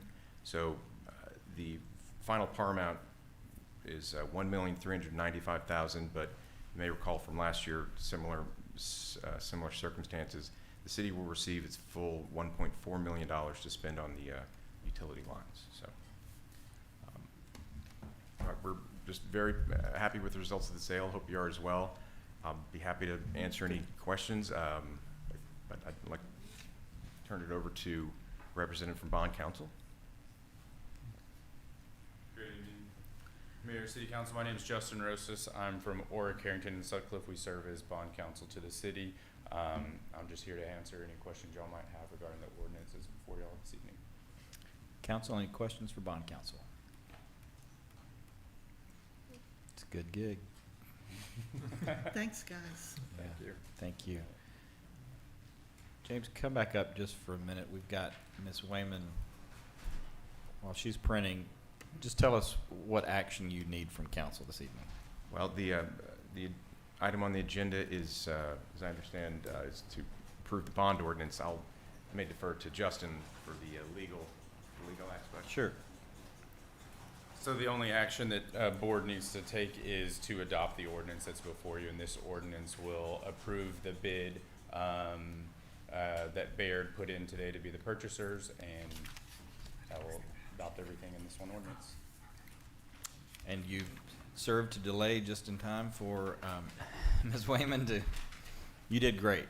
I just needed a few seconds there. Perfect. Is there a question, Ms. Brown? Mr. Mayor, I move that the city council adopt the ordinance authorizing and ordering the issuance of the City of Rolling Wood, Texas General Obligation Bond Series 2024, which is before the city council. You have a motion by Ms. Brown. Is there a second? Second. We have a motion by Ms. Brown and a second by Mr. McDuffie. Further discussion, council? Hearing none, all those in favor say aye. Aye. Opposed say no. Being 5 ayes, no nays, motion carries. Thank you, council. Thank you, bond council. Thank you, James. Appreciate it. Thanks for being here. Anything else? Okay, with that, we'll move off of agenda item number 5 on to agenda item number 6. Discussion and possible action on a long-term pavement priorities plan prepared by WSB. That didn't exactly roll off the tongue. So this is the agenda item. I'm not going to ask you for any action this evening, council, but this sort of goes hand in glove with the discussion that we had earlier in our budget workshop. Again, as you will recall, council, for a few years now, we've talked about really trying to get our arms around some long-term planning when it comes to our streets and roads, to make sure that we're properly planning for and budgeting for the continued maintenance and operation of our streets. This has historically sort of come to council when a street gets in disrepair to the extent that you have to do something on it, and then historically it has been a very large expenditure at that point. And so we've, a few years ago, tried to start moving away from that and getting more to a planned budget planning exercise, so that we're taking a bite out of that apple every year instead of letting it build up.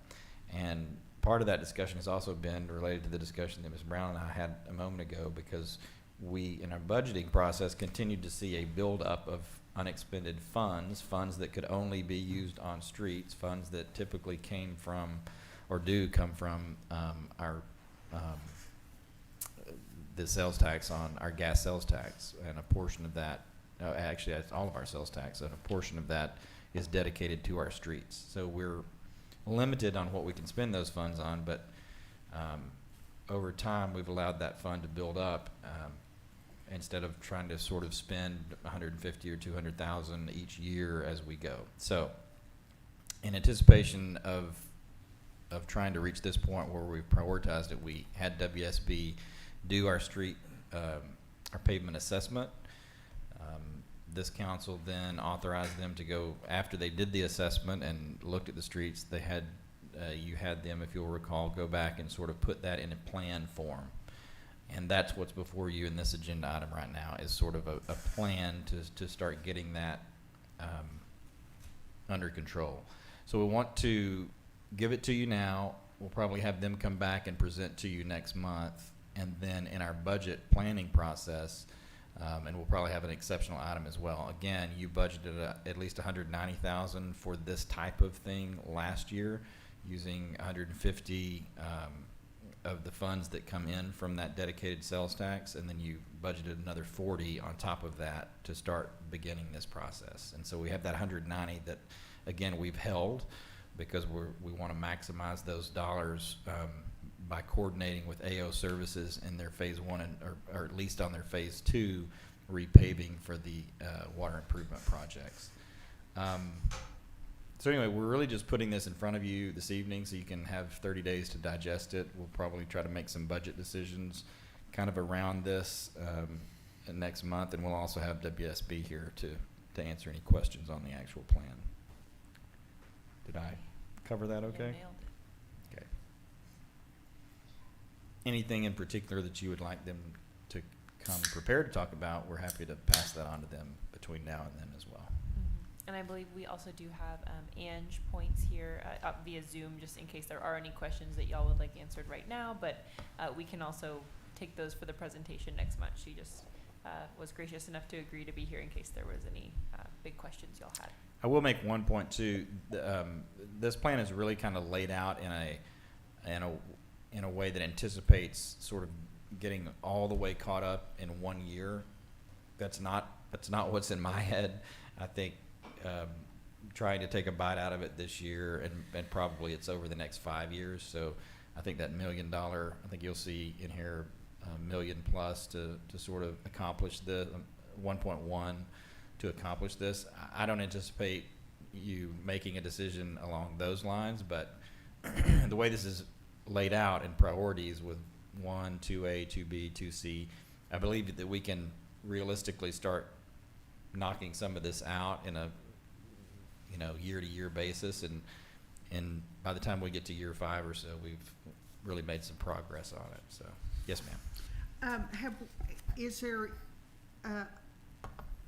Here's my question. Does it make sense to pair the priorities with the street-by-street repaving sequence with what's happening with the water lines? 100%.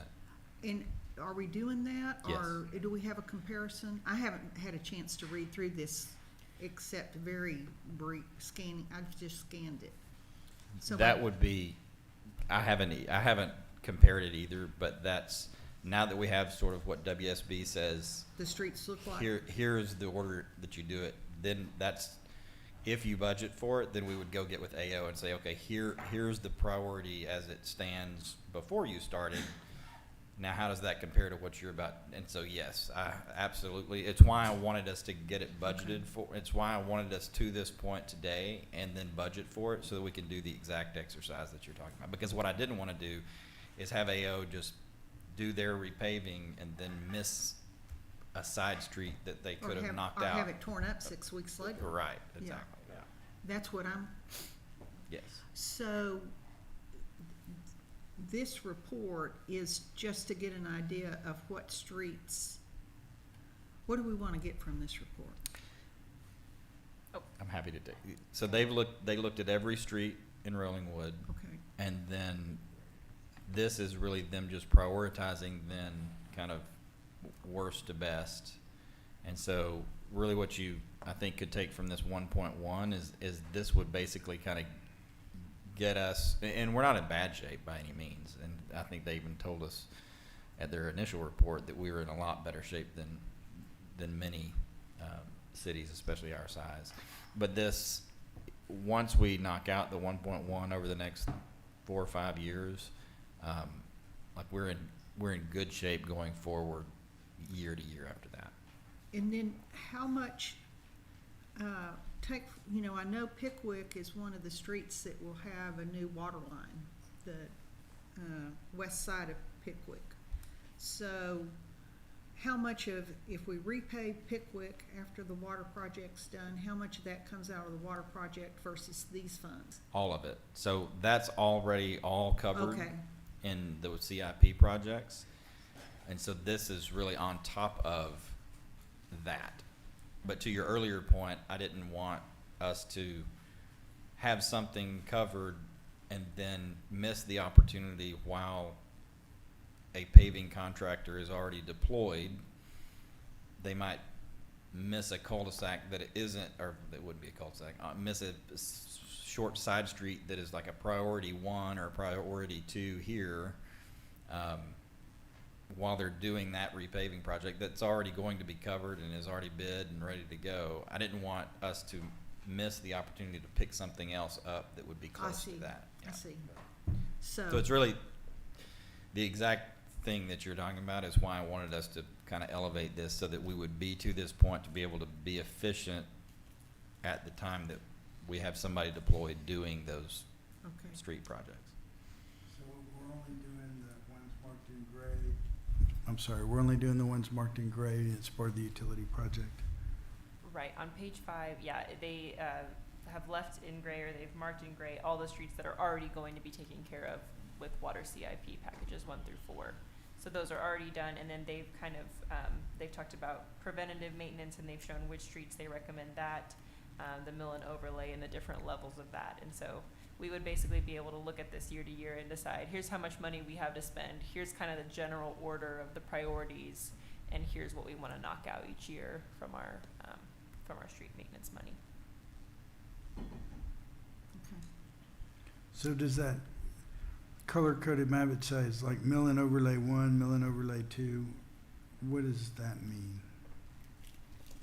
I believe those are just segments that they are recommending mill and overlay, and I think they talk about them a little bit further in the report. Because I don't see it correlating to the pavement condition index, but I haven't read the whole thing. I could study it more on my own, but I just thought you might know. Yeah, and it's really, we wanted to give you an opportunity to digest it over 30 days. Okay, we'll So- study it. Because so digest it, any questions you have, feel free to get those either in ahead of time, or we'll have WSB here to have that discussion. Because I do want us to try to make some decisions, if not at the next budget meeting, the one following. So I just wanted to get it in front of you so it didn't feel like a rushed process. So the idea is to get something in the budget to do as much of this as we might want to do. Yes. And like I said, you already basically are going into the next budget with 190, so if you were to put another, and we expect another 150 to come in from the sales tax, so, I mean, you're already 300 plus down the road to having dollars available. Of surplus or of those pavement funds? So you all budgeted 190, I'm saying that right. That's correct. 190 last time, so in I the see. budget year you're in currently, you have 190 of which we have not spent a Okay, dime. gotcha. And then you'll have an anticipated 150 coming in again next year.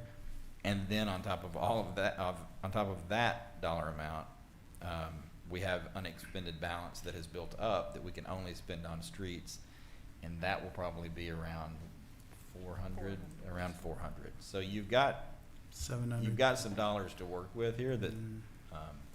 on top of what we already have set aside in the water CIPs, because we were able to cover those repaving costs in that initial CIP bid.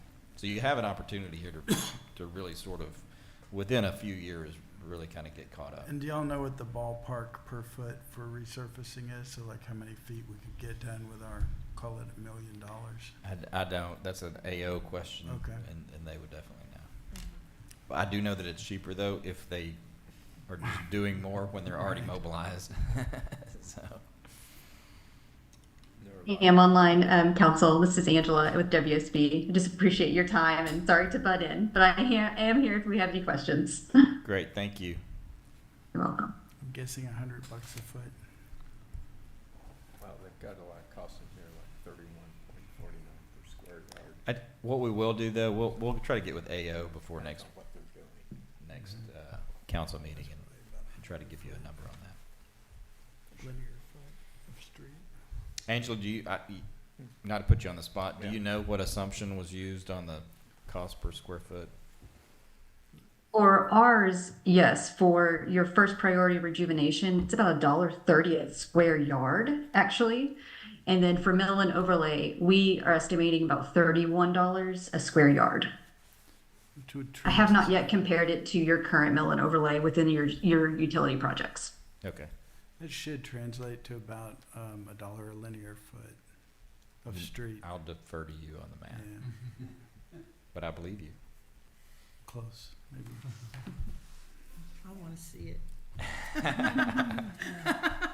Sorry, I couldn't. Some of our streets That's are okay. this wide, some are this wide. 30, a yard is 9 square feet, so 1 foot long is 9 foot wide. Times 3 for 30-foot street is 9. All right, council, hearing no other questions on 6, take the month to digest it. We'll bring this back to you next month for some decision-making and I was just teasing. And what we'll probably do is have you probably accept, what I'd like to have you do next month is accept the WSB report, and that way we'll kind of have it on file, and it will kind of become our long-term planning on this, and then we'll, separate from that, we'll make some budgetary decisions going forward. So, okay, with that, we'll move on to agenda item number 7. Actually, I'm going to pull up agenda items 7, 8, and 9 together. Yes, ma'am. One question, Yes, ma'am. and this may, do streets for purposes of this fund include the associated sidewalks? I've had this question before, and I'm not sure I have a great answer for you. I think it sort of depends on what. I think if you're replacing and if I'm going to take a stab at this. Here's what I believe it to be, and if you want to jump in as well. I think if you're replacing a street and you have to disrupt a curb or a sidewalk, then yes, it would be part of a street project. If it's just the sidewalk in and of itself and you're not actually touching the street, then I don't believe that it is. Okay. Nailed it. Good job. Nailed it. And sometimes, sometimes you have to disrupt the sidewalk. They'd have to have a sidewalk first. Yeah, right. Okay, with that, moving on to agenda item, and I'm going to call up agenda items 7, 8, and 9 for Ms. Brown. These are Ms. Brown's agenda items. Apologies for having to put it on this agenda. We were not able to find a time where we could all get together to do this in a special call meeting. But with that, I will call up, and I'm not going to read them to you because of the third one, but I'm calling up agenda items 7, 8, and 9. 7 will be dealing with the commercial code that you've all spent a lot of time on. 8 is dealing with the accompanying manual, commercial lighting and signage manual, and 9 is dealing specifically with the map that you've all dealt with.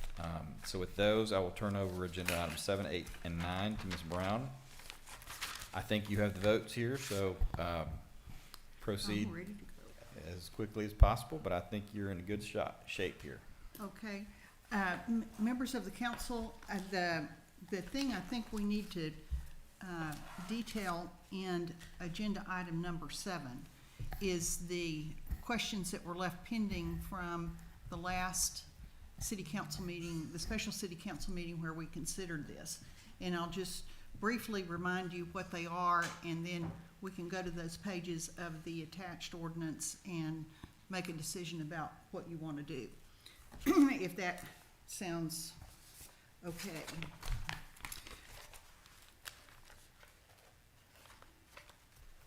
And if I can find the right papers.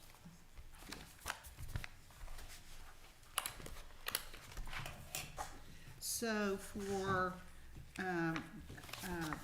I'll be referring to the 06/12/2024 text amendment to Code of Ordinances document. It's the first document that is listed. That's the agenda item, sorry. I'll be looking at the second item, which is the ordinance itself. And there's the first 2 pages or 3 pages are the ordinance language, and then Exhibit A is the actual changes to the code. I think we have 53, 54 pages there. So the items that were left pending from the last council meeting, or ARE, are creating a manual to house the images, diagrams that were in lighting, the lighting manual, and the signage manual. And so that has been done. We had a question about TxDOT right-of-way and how that relates to the setback the reduced setbacks along Bee Caves Road. And we can talk about that if you've had a chance to look at that, those TxDOT maps. They were, then the third item is the question of the lumens per acre allowed for gasoline stations in this new code. The question was whether that should be 25,000 lumens, which is what is in the draft, 50,000 lumens, or 100,000 lumens. And we've had input from a member of Planning and Zoning, Jerry Fleming, on that question. We've had input from Bryce, our planner, on that question. And we can talk about that. And then the fourth item is parking. The committee, the task force committee, the comprehensive plan made no recommendation with respect to parking. The task force that reviewed this with input from our planners is recommending that we eliminate required parking. We have mandated that there be shared parking and shared access and shared driveways. So we are eliminating the requirement that there be minimum amounts of parking based on use, that would vary based on use. So I'll point out where that language is, and you can decide whether or not you want to keep it or whether you want to eliminate it. Then there's one minor edit, changing lights to light fixtures. And then we need to, I guess I've covered the TxDOT. I have one thing on here twice. Oh, yeah, I have one thing on here twice. So I can walk you through where the language is associated with those open items in the draft and see what you want to do, or we can just, I'll start at the top again. Why don't I ask council your straw poll? What's your preference, count? Pick your poison. Do you want to go line by line, or do you want to do a one fell swoop? I'm okay handling them all together. Yeah. I know you've done a lot of really good work on this, these ordinances, and I really appreciate it, because I know I've looked at it in great detail and done a lot of work, and I have a lot of confidence that you've got them laid out correctly. Well, and I can run down what my recommendation would be on each of these. I think that would be a good idea. Sounds good. Okay, on the creation of a manual to house the images, you'll find the language on page 20, lines 678 to 683. I recommend we approve it. We've moved the images to a manual. The manual's attached. Looks good to me. I think it covers what we need to have. It's the same images that were in the prior draft, so I would recommend approval. So that is no change from what's in the draft that we have in front of us. The second item, the TxDOT Bee Cave Road right-of-way distances. I've looked at the maps. The good thing, I think, from the standpoint of what we were concerned about, and that being whether by reducing the setback from the right-of-way from 25 feet to 5 feet, would we have problems in the future with TxDOT right-of-way changing? The good news is for that question, all of the right-of-way changes, the TxDOT maps show for their most recent proposed right-of-way, future right-of-way, all of the new territory is taken on the south side of Bee Caves Road. And so those setbacks are well developed. Those properties are all now behind the proposed larger TxDOT right-of-way, and there's no portion of TxDOT right-of-way along the north side of the road that would be increased. So I think we're good to go. If you're good with the setbacks, I don't think the TxDOT right-of-way changes pose a future issue for us. And to clarify for the record, so all of those items that you just worked through and gave your recommendations on, they're all reflected in ordinance number 2024-06-12-07 as presented in the packet. Is that correct? Yes. Okay. The next issue is the lumens per net acre. We have looked at what Dark Skies recommends, what other cities are doing. They range anywhere from 50,000 lumens per acre to 100,000 lumens per acre. Even one of the Dark Skies associations allows commercial lumens per acre up to 100,000. So I'm good to go with, I would say let's split the baby and, it sounds hard, split the difference and go with 50,000 lumens per acre. It's more than what we have currently. It's accepted by a number of surrounding communities. It's not as high as we could go. If we want to go to the 100,000, or if there's a strong feeling about that, I'm happy with that too. Fine with me. All of these are going to be under a canopy, so I'm kind of on the 100,000. Just I going can with go P and with that. Z's recommendation, but maybe P and Z chair can speak if there was some discussion about that. Yeah. It seems like. Or no? okay. I recommend we go with 100,000, Well, and that change would be made on page 23, line 817, from 20,000 to 100,000. I'm concerned about how much. Let me, I think it was was it a motion? Yes.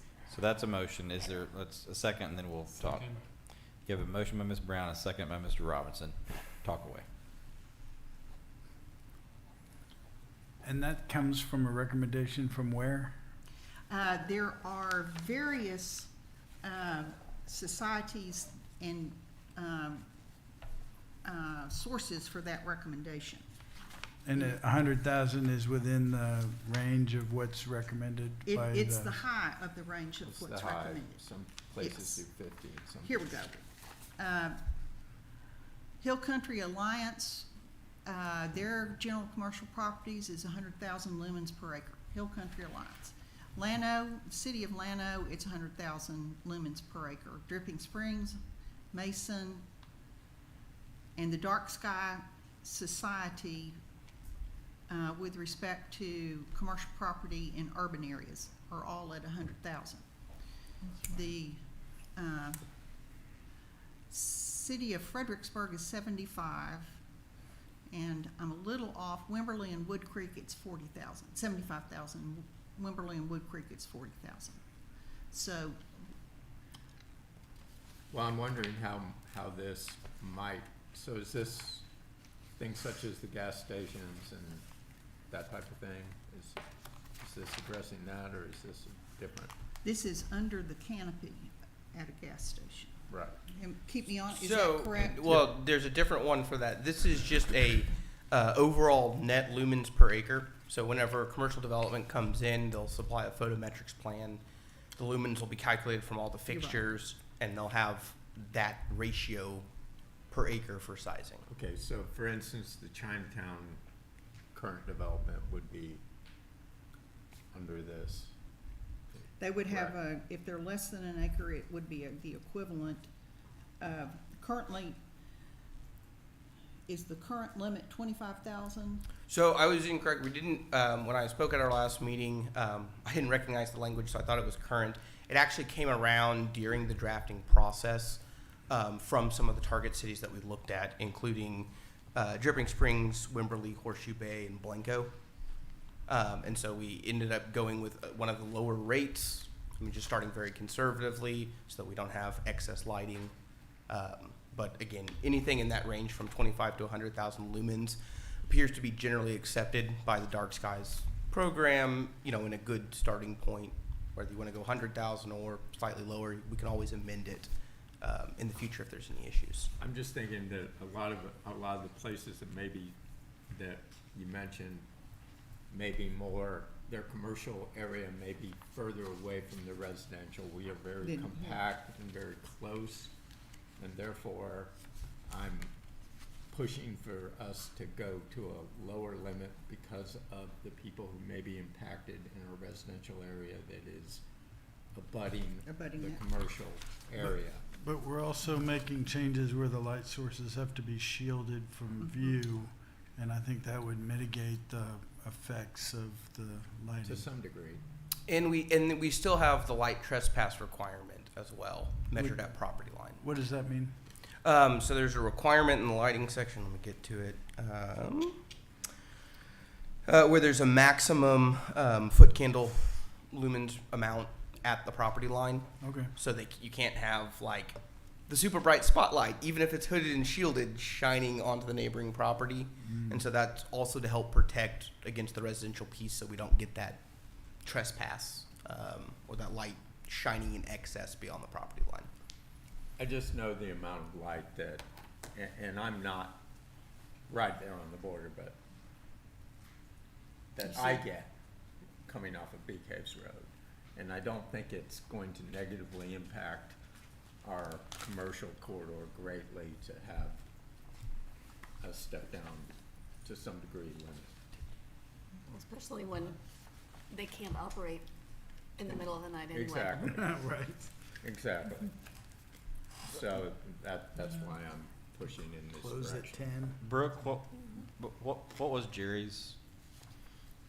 I'll give you a little rundown of Jerry's. Okay.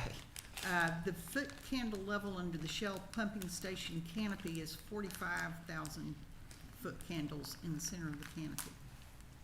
Is that Is the that same lu- as lumens? Yeah, that was my question. Is that- Yes, lumens, A lumen is it's not exactly this, let's see here. I would have known this if we'd done this 2 weeks ago, but I've forgotten now.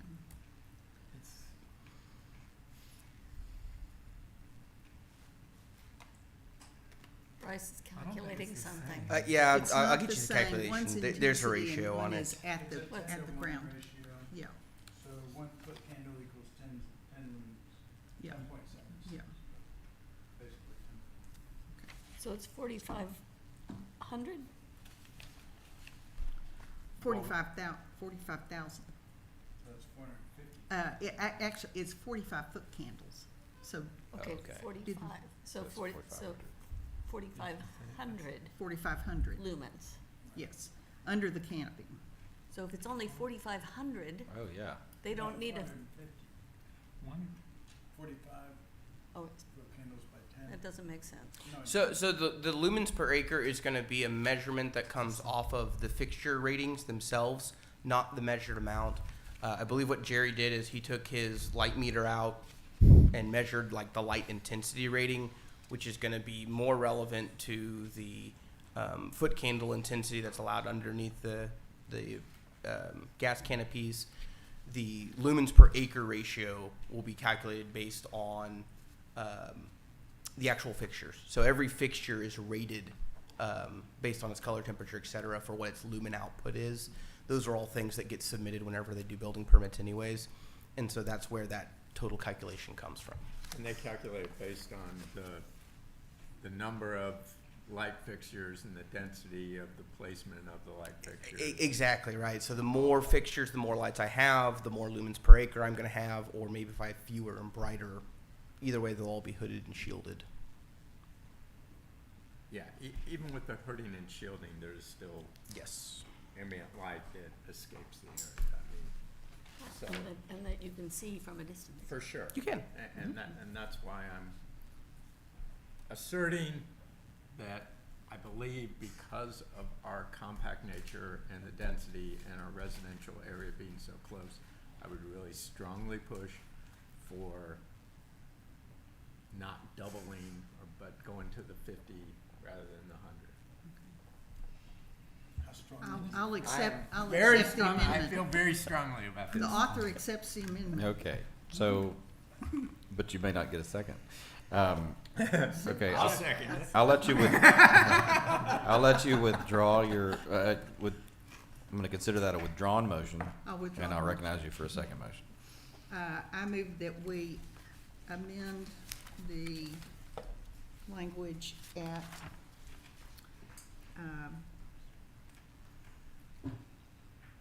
page 23, line 817, from 25,000 lumens per acre to 50,000 lumens per acre. You have a motion, is there a second? Second. You have a motion by Ms. Brown and a second by Mr. McDuffie. More discussion? Move to vote. What do you call that? Move to close? Yeah. or whatever? Call it You gotta call the question. Like for me, I just don't have the context as much, and I know that it says here in the document that planning and zoning, that's why I asked, it says planning and zoning commission recommended to increase to a maximum of 100,000 lumens per acre. So in that regard, I'm gonna have to go with what the planning and zoning commission recommends. Fair enough. If this fails, I'll recognize you for another motion. All those in favor say aye. Aye. Opposed say no. No. There being 4 ayes, 1 nay, motion carries. And did we, you got the motion? Okay. All right, great. Next. Okay, the next issue is parking. Do you want to keep minimum parking requirements? The way they're maintained in the code is the same. Bryce, tell us if this is the same parking requirements as in the current code, or is it changed? So they're changed slightly because we've adjusted the ratios. So the ratios have gone up to require a little bit less parking. However, it has not been adjusted. As Councilmember Brown mentioned, the task force committee did recommend to remove parking entirely. And I know that was discussed at the last meeting. We've left it in because the general consensus was not to remove it, but if you want it removed, it's relatively easy. We can just go through, pull those spots where it says required parking and just state specifically that there is no minimum required parking. The language addressing parking is on page 29. It's section 107-110, beginning at line 1039.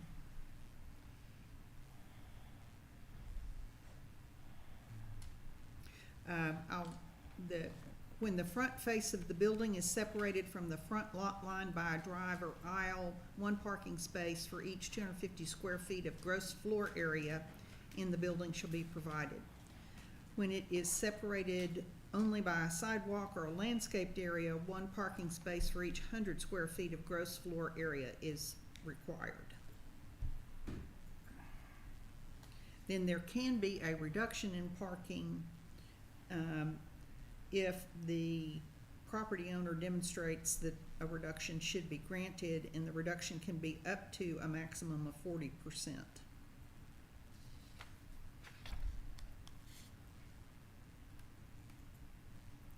We have the other change here because we've combined both retail and office uses can be combined in the same building. It gets the existing code, which had minimum number of spaces per type of building per square foot, is necessarily have to be adjusted.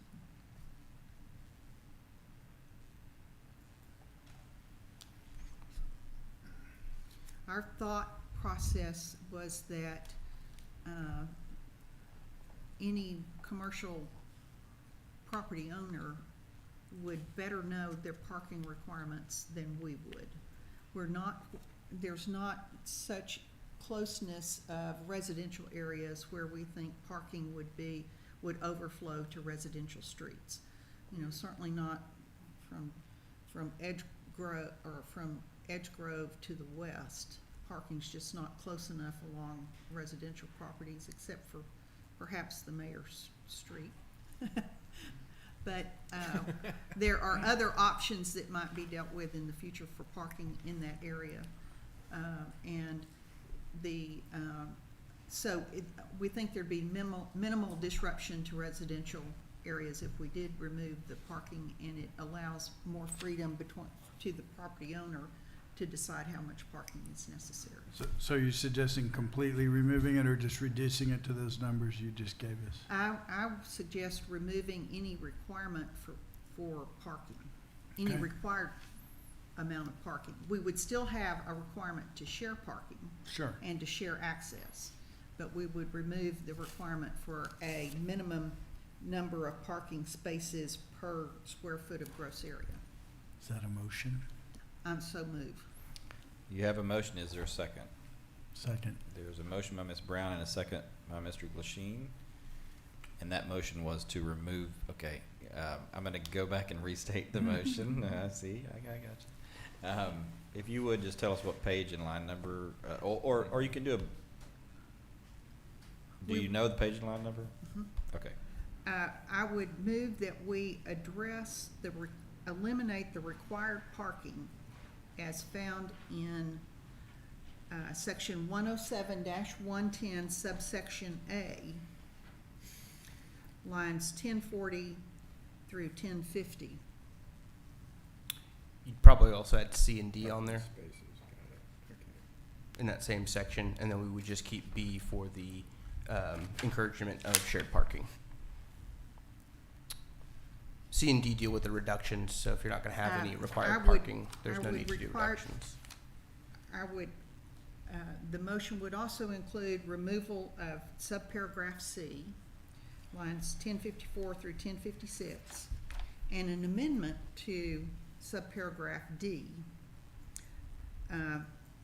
Subparagraph D begins with required parking spaces shall be on the same lot as the building or within 300 feet.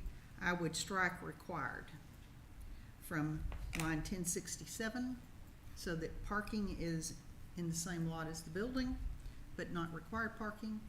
Then I would strike required in the next line, 1068, so that it would read, instead of where required parking spaces are located at a place other than the lot, I would strike required. That is your motion, and I think those are all the puzzle pieces we would need to make that happen. Correct? Okay. And renumber the subsections And accordingly. renumber accordingly. That is your motion. Is there discussion? So just to be clear, the way it would read then is parking spaces shall be located. It just says parking spaces shall be located, correct? What line are you on? I'm I'm sorry. on 1067. So if we strike the required, it just says parking spaces shall be located on the same lot as the building. Right? That's the way it's gonna read now? For which the parking spaces are to be used. Yes.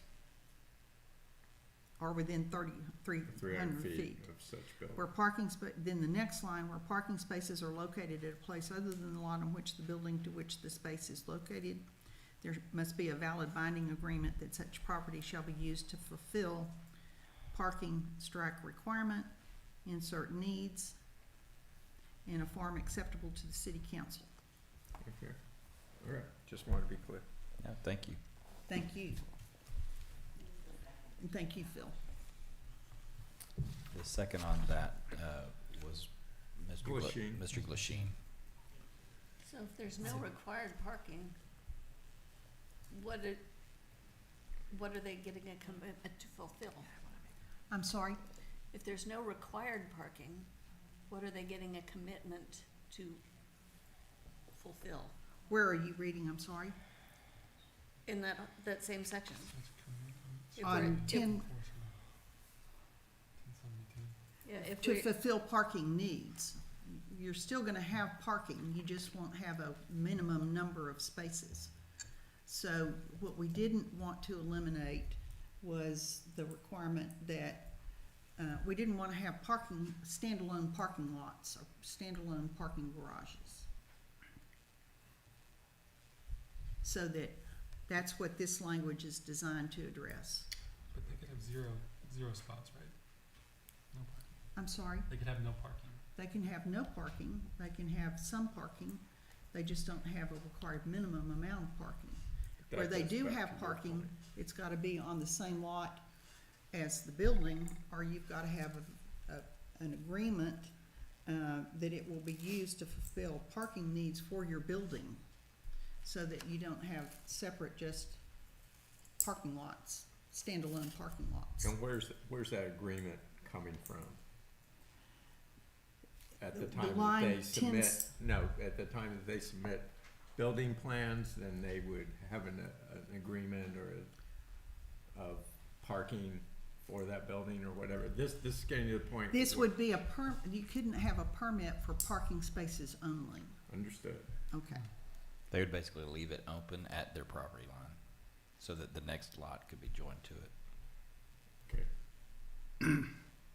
So if a permit came in and it showed that you had parking on a space with a different address than your building permit, then the question's gonna be asked, do you have an agreement that this parking is gonna be used for your building? Or that your building is gonna use that parking?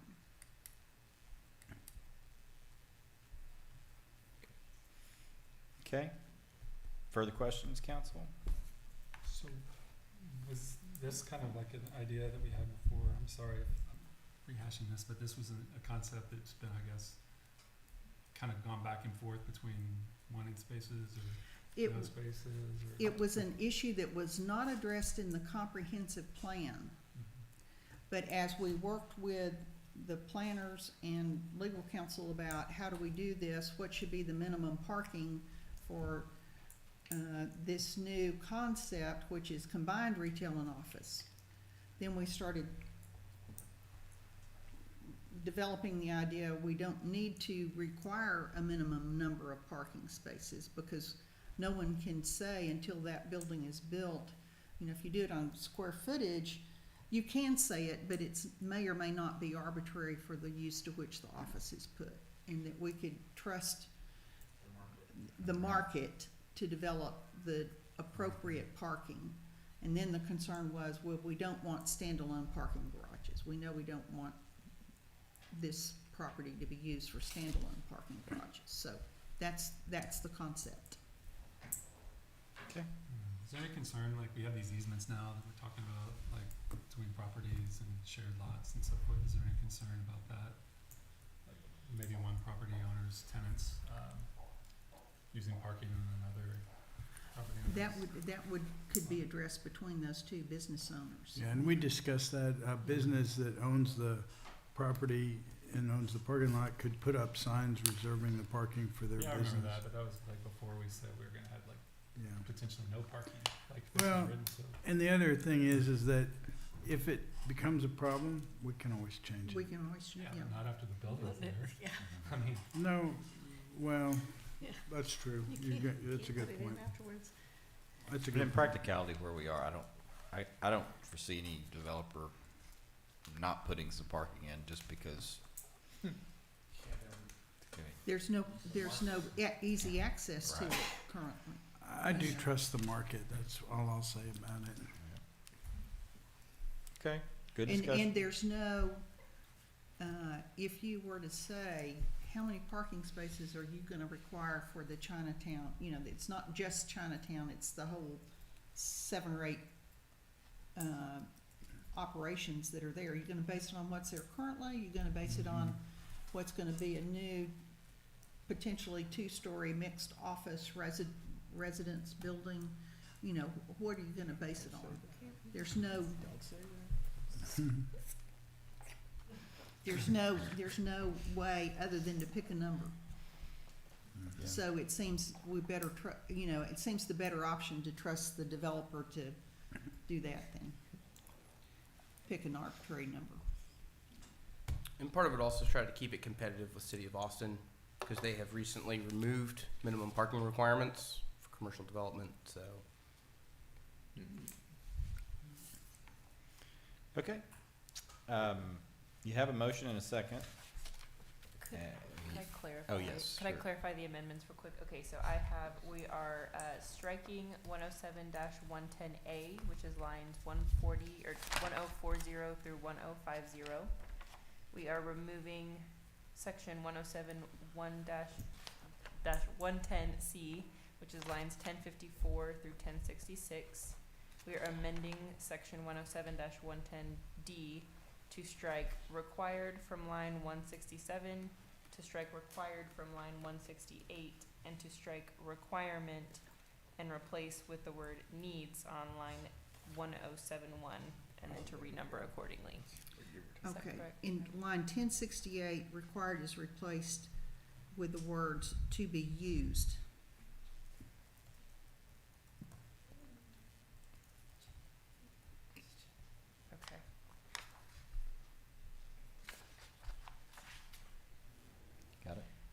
within,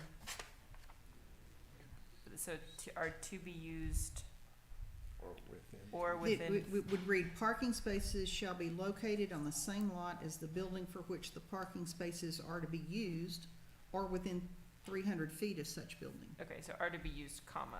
Yeah. Well, is how, ARE, to be used. right, Good.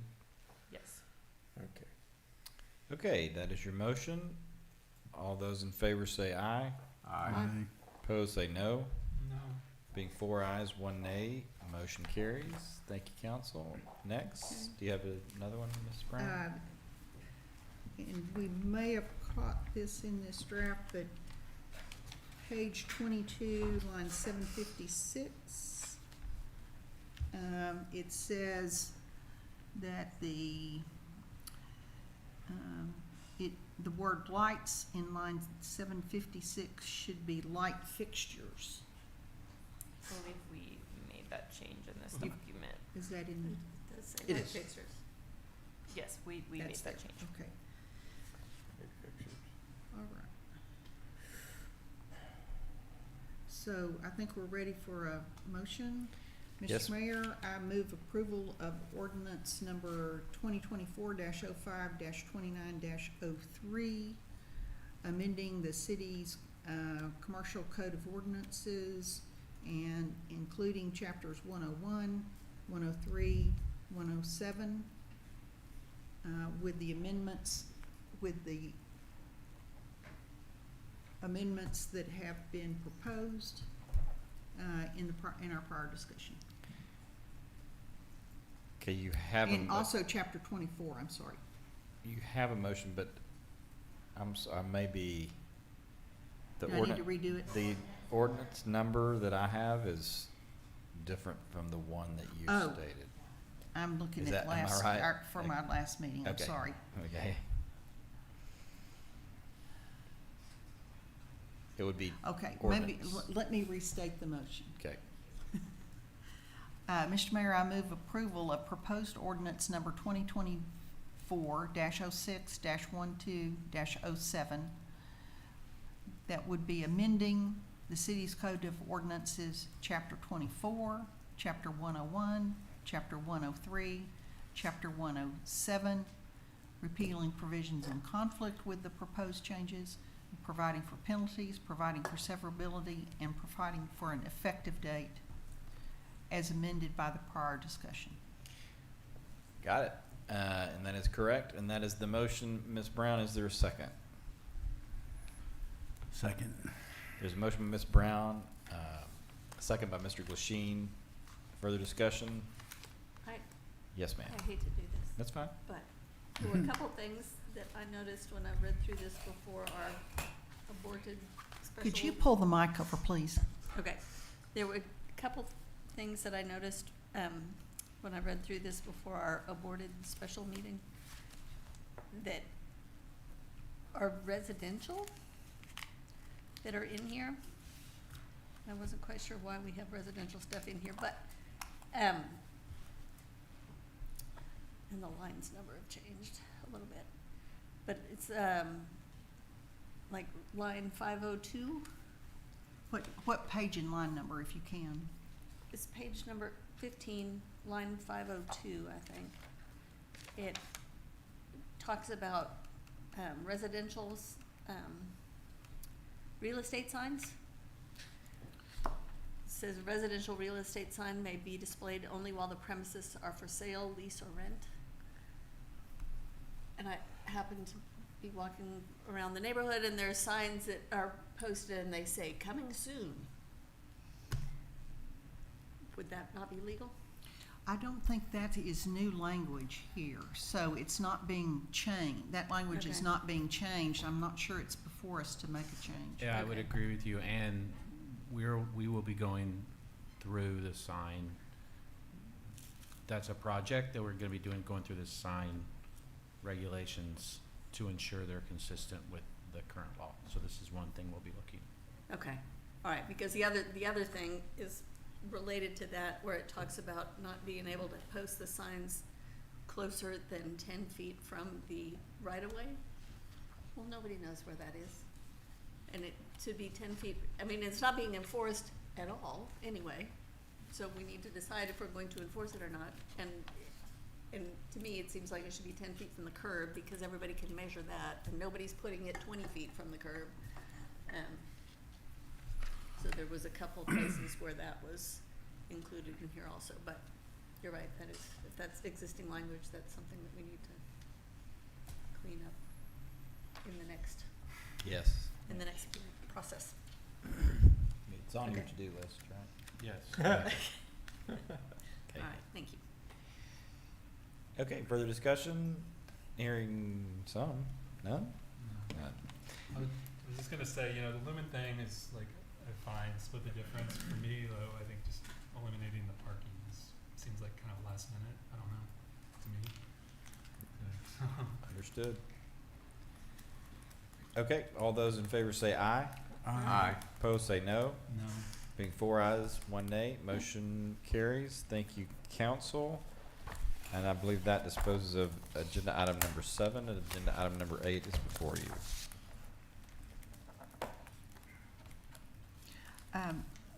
Mr. Mayor, agenda item number 8 is the ordinance that would adopt the proposed commercial lighting and signage manual.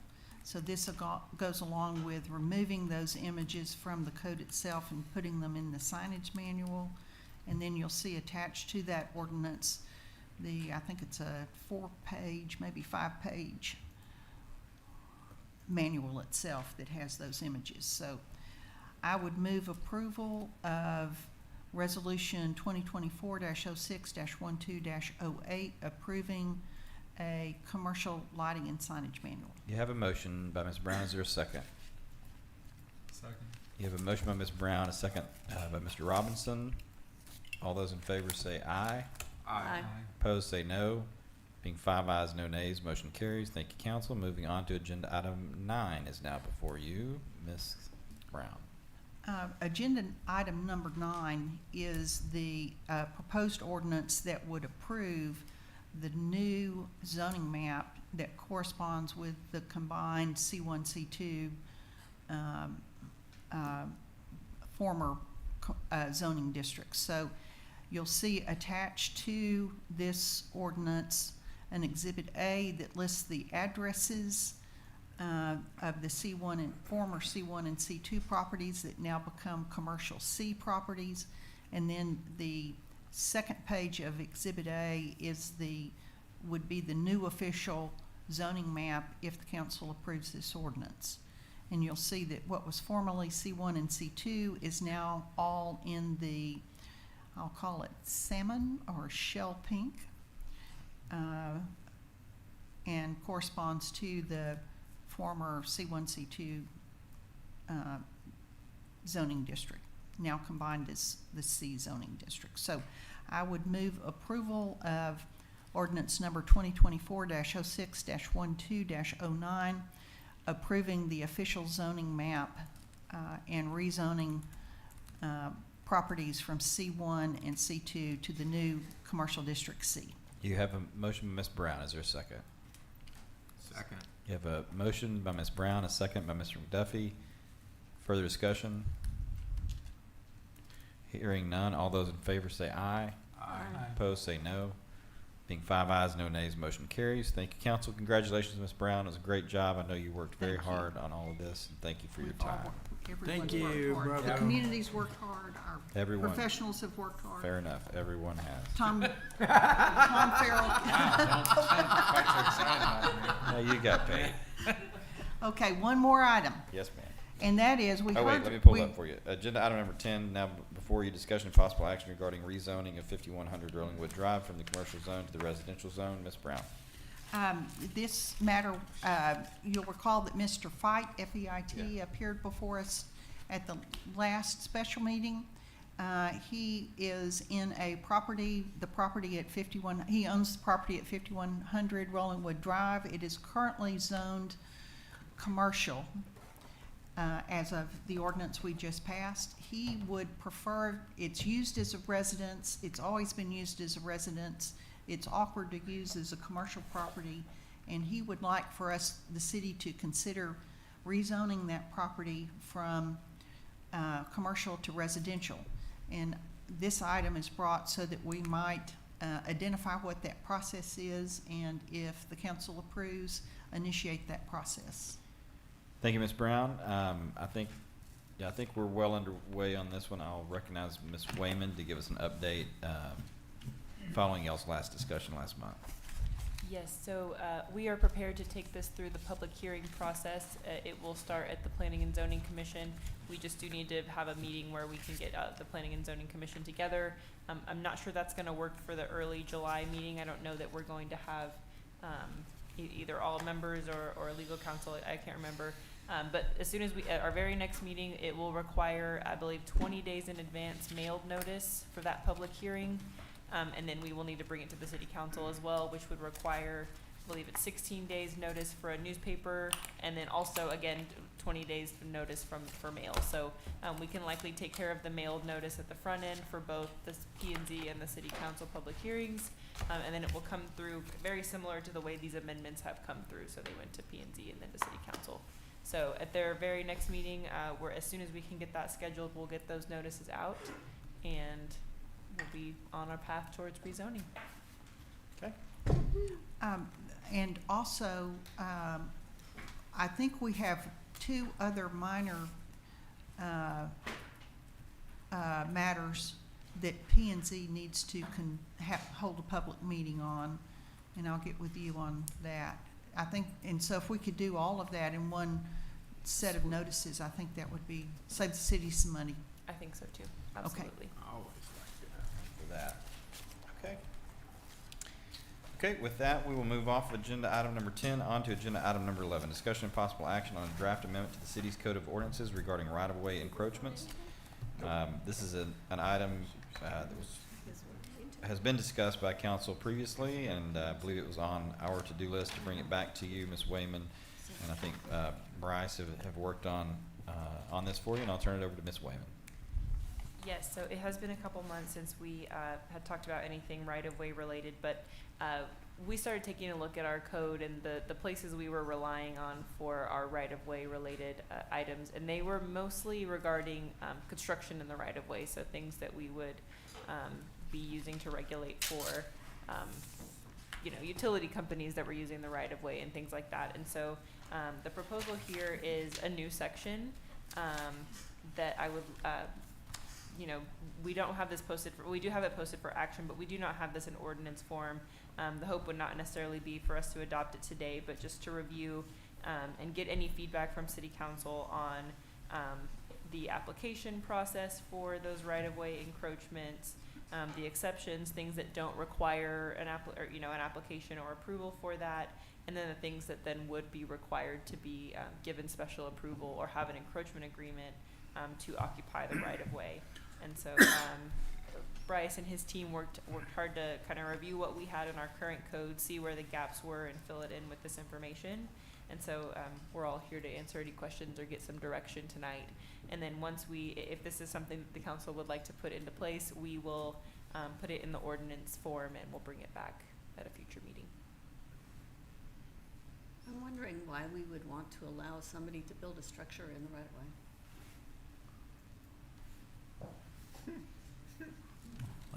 Or a building. Sure. It likely would not be like a private residence that would necessarily be doing that, but could be a utility company or something else where we have some unique item or signage, etc. It's kind of a catch-all that just gives you the ability, in the event that we have that unique scenario, to be able to handle it and address it. And not say like, ooh, what are we supposed to do here? You don't actually fall on this list anywhere. How can we help you with that? That is one that would not be an administrative exception. So if somebody had something where I have that uniqueness, where it would come before council. I have some questions whenever. I don't want to let you finish. I was gonna say, that does, I don't personally like giving people that latitude. And if there is something that's so unusual and so unique that they need to build it in the right of way, then that seems like that should be a variance or some kind of a special exception, because especially because, what is it, a couple of months ago, I brought that flyer from Texas Gas Service that said, don't put anything in the right of way. So I don't know why we would wanna change our code to allow building stuff in the right of way. The thing to remember is sometimes the right of way, I don't know if it does in Rollingwood, but correct me if I'm wrong, and maybe this isn't necessary for Rollingwood, but I know in front of my house, the right of way, the road right of way is actually goes into it's in my yard. And my mailbox is there and I have, rocks there from landscaping. So I do have things in the right of way, just as an example in my place. And so the right of way isn't always like, the street curb to curb, sometimes it Well, I goes- understand that. Okay, all right. I it's think we 10 feet, but- discussed it's but 10 that's- feet, right? From the yeah. curb into each lot is right away, mostly Is it in- Rollingwood. Yeah. Well, I don't know if it isn't, it depends on how it's platted and what's filed at the courthouse as to what the right of way It is. varies, but I think a lot of it's 10 feet is what we were told. Right. Well, and part of this language also picks up, and we don't have this yet, and it'll be a unique issue as well, because part of it's going to be text dot. A lot of when we start looking at that kind of walkable commercial development, and we want to look at doing awnings and porches, some of that can be contained within the property, but a lot of times there may be an encroachment of like an awning overhang or something like that that comes out into the right of way, and it has structural elements that even goes over the sidewalk, right? So think about any place where you've walked on like the public sidewalk, but there's been a canopy over it that's part of that business or something like that. They typically are going to have a agreement and allowance to have that structure there. It's a bit different for y'all because it's text dot roadways where we'd probably see some of that, less maybe Edge Grove or Rollingwood Drive on the tail end where the triangle is. So you very much likely would probably not run into that kind of scenario, but you could. The encroachment over onto Bee Cave Road would be a text dot item that they'd have to request. My question is more residential. And am I correct that most of our lots have the first 10 feet from the street is right of way, or is that, am I mistaken? Or I don't believe that that's standard or common. I think each one is variable depending on the plat. I think we commonly refer to like at least the first 5 feet. I mean, people call it the right of way. We have, water meters and things like that, but I don't believe that every single lot has a, 10 feet Do or we- more. We don't have a plat map here that shows the platted lots, do we? We have the plats available They're- for most of our lots Are on they our at the- GIS map. They're on GIS? Can we have a look at that so we can see what we're dealing with first? Yeah, seems like that would be important for us to know what we have before we go making changes to allow people to. Yeah, we can do even that. if it's just like even if you look at it and just report back to us next month, like generally there's a 5-foot right of way in most of the city or whatever it is. Okay. And then my second question would be, what's in that right of way that we're worried about damaging? Are there utility lines in the right of way or are they in the street? And to be clear, this doesn't allow people to put things in the right of way. This creates a process so that if somebody wants to put it in the right of way, staff has a process they can follow to determine whether it's appropriate or inappropriate. If you don't have a process, then there may be a very legitimate thing that needs to come in the right of way, and staff is gonna go, nope, can't put it there, there's no authority, and it's gonna have to do whatever ad hoc to get its way to you, or, so this doesn't require it. This is just a process. I'm sorry, ma'am. But Oh, there well, are exceptions that, I'm trying to get the mayor's attention. Oh, I think the mayor's supposed to recognize the speakers. Finish. well, I was just gonna respond that this thing does allow these exceptions under 28142, mailboxes, landscaping, trees, and driveways, I assume are in there too, right? I don't see driveways, but I assume they're in there. Without that, Yeah, without this, vehicle then portion. you can't have that. in the Right. Right? And so, Well, I don't know if you can or can't. 'Cause- well, if it's not allowed, it's our property. It's gotta be an allowance. But what prohibits it? It's our property. We probably have something that says nothing is authorized in our right of way. Most cities do. In another section. Okay, Maybe we Thank didn't you. mention that was the Yeah, I problem. know, I'm getting, are you done? I am, I'm Okay. sorry. Yes, ma'am. I'm concerned that the language is so broad that the staff will have no direction as to what they can or cannot grant or deny. I'm concerned about, if you look at 28-141A, any person desiring to place or modify a structure, equipment, or other material in a right-of-way shall make an application to the administrator. And then D says, a building or structure to be placed within the right-of-way shall obtain any building permits as required. So it allows, and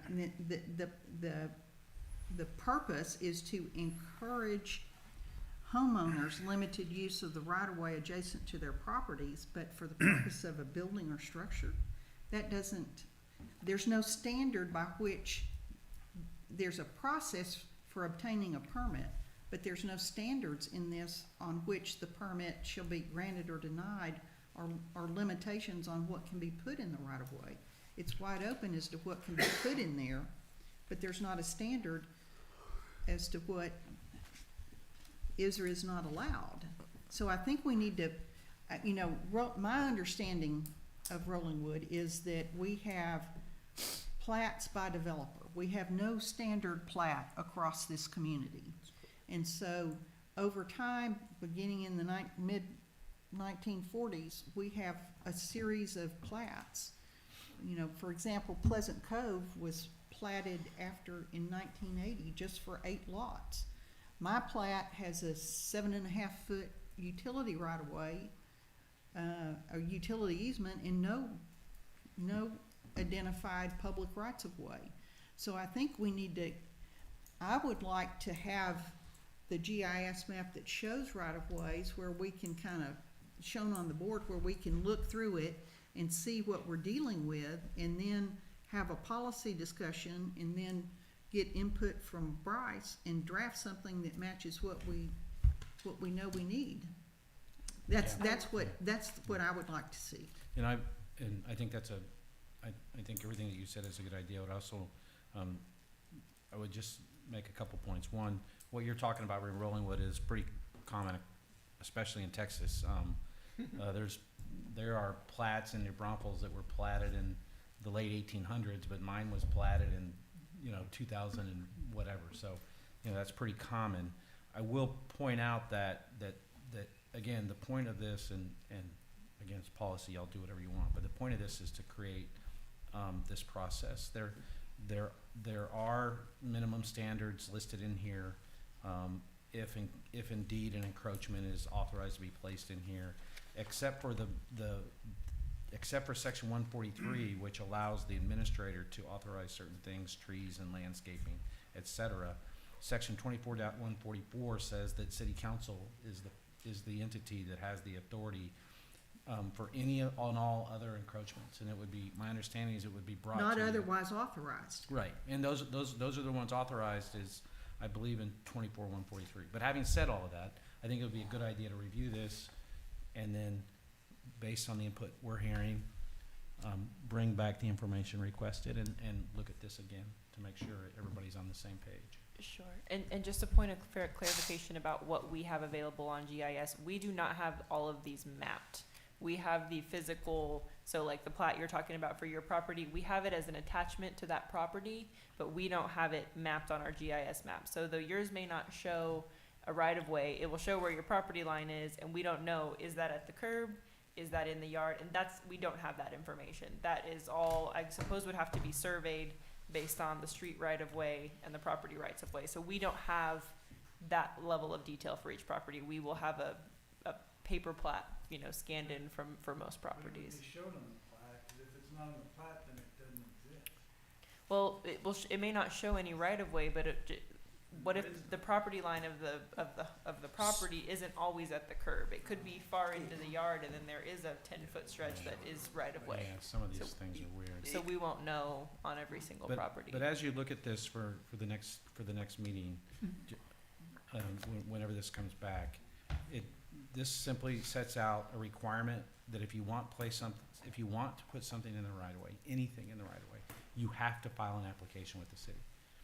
There are exceptions to having to file that application in 28142. Things like landscaping up to 3 feet in height, freestanding mailboxes, trees with certain vertical clearance requirements, and some other things. That's all in 28142. So if it fits in that exception, you're not required to file an application. Otherwise, you are required to file an application before you do anything in the right of way. And then 24143 says that except for those things that have an exception, these things in 24143 can be reviewed by the city administrator and be approved by the city administrator, I believe is what it says. And there's like 3 things in there that they can do. And then finally, everything else has to come to city council for review and consideration. And then it sets out the minimum standards if an encroachment is authorized by city council. And then it provides for how those things can be revoked. Did I fairly summarize the purpose of this document? Okay. Well, I'll just point out, one of the things that is an exception that wouldn't require an application is in 28142-4. Encroachments already governed or authorized under a separate ordinance or process, which may include but are not limited to. So that's pretty open. Well, it would have to be listed somewhere else in our code, but Well, I what's a agree with you. process? Well, You know, it's. that's I why think this it's, has been. I'm just yeah. pointing out, I think it's very broadly I drafted. don't have any disagreement with that, but Okay. that was the purpose of this being brought to you, so you guys could look at this, find things like that you're not comfortable with, and then we can tweak it so that it is in a form that you like. Question. Yes. Yes, sir. See, he recognized me. You're doing great. My question is, why are we talking about this? Why is this up for discussion? That we were asked to, it was on an agenda, I think, 2 months ago. Okay. And asked to bring back. Because of some- that gas flyer, right, don't build stuff in the right We're way. just asked to bring back some language for your discussion. Again, we're not asking for action, we wanted. No, I understand. I was just kind wanted of this trying to figure dialogue, out what problem we were trying to solve. Well, it's because I looked and there was nothing in our code that Oh. addressed what a resident could put in the right of way. I see. And has anyone put anything in the right of way that's been a problem so far? Or could we even imagine what they might put in that would be a problem? Recently, we've actually had an instance of someone putting like large landscaping stones all the way out to a curb and around a city sign, which was just we first didn't really have anything to point to, so that's always fun to go to someone and be like, we really think you should move this, and here's why. And so we had to go through well, now the sign may not be regulation height because you've built up around it. We may have a water line under there, and if we need to get to that, we're gonna have a really hard time moving all of these landscaping stones. And so things like that we just don't currently have a process for. And my question I'd asked earlier, but I might have missed the answer, which is, what do we have in those right of ways? You mentioned a water line. Do we have lots of utilities in those right of ways, or are they Gas more in the lines. street? There's gas line, yeah, and Lots of gas there's lines. Texas Gas, we would have water lines in some of them, and I think that's what item 28142-4 talks about, encroachments already governed or authorized under a separate ordinance or process. Like we have agreements with Texas Gas that allow them to use their right of way for these kind of things, and that's not something that we do. Require them to submit right of way permits, and we review them and make sure they're going to, restore everything the way they're supposed to, but we don't necessarily, we can't stop them from doing that, so. What was Okay. that, Charlie? I couldn't hear. Sorry, and that's usually, we have a process for if you want to do work in the right of way, which is a separate. Well, in state law for utilities that are considered public utilities, there are state laws that govern who can and cannot use a public right of way. But we don't need a city process for that. I have another question. Under exceptions where it says landscaping up to 3 feet in height, would that include the rocks that you just described? I don't know that we would want that to include things like rock. I mean, we Well, I know, have but that in but it quite a few says- places. But it says landscaping, and so I'm landscaping or saying, instead of vegetation. it should Right. say vegetation, right? Instead I would of- agree with Yeah, that. all that is Absolutely. language that I think we would Mhm. ask for you to look at and tweak Well, to Yeah. a way that you Here's feel my appropriate. concern. what I would prefer is to get a recommendation, you know, that says, here are your options, and here's the things you need to think about, as opposed to getting a draft language first. You know, I don't have a, looking at this, I don't have a conception of what is common and usual with respect to rights of way. I You think know, their That attempt, would be very helpful to have, is, I think their attempt was to give you, maybe not a bullet point, but to give you those concepts in a draft document so you could start changing I have it. to decipher them from the language when we're arguing about the language, is the problem. Okay. Well, it's a starting point, and I don't have any problem with the ordinance other than changing landscaping to vegetation. And I would, under section 3 of those exceptions, I would do away with the requirement that the tree not be within 10 feet of a driveway. I've got trees next to my driveway out by the street, and they're not a problem, but I could see where you wouldn't want, and we already have visibility requirements on site triangles at intersections, so I would just, you know, say trees with a vertical clearance of at least 7 feet underneath their branches, period. But otherwise, I'm okay with this. I would agree with that last point. Well, we'll try to bring you all Mhm. back I agree some, with that too.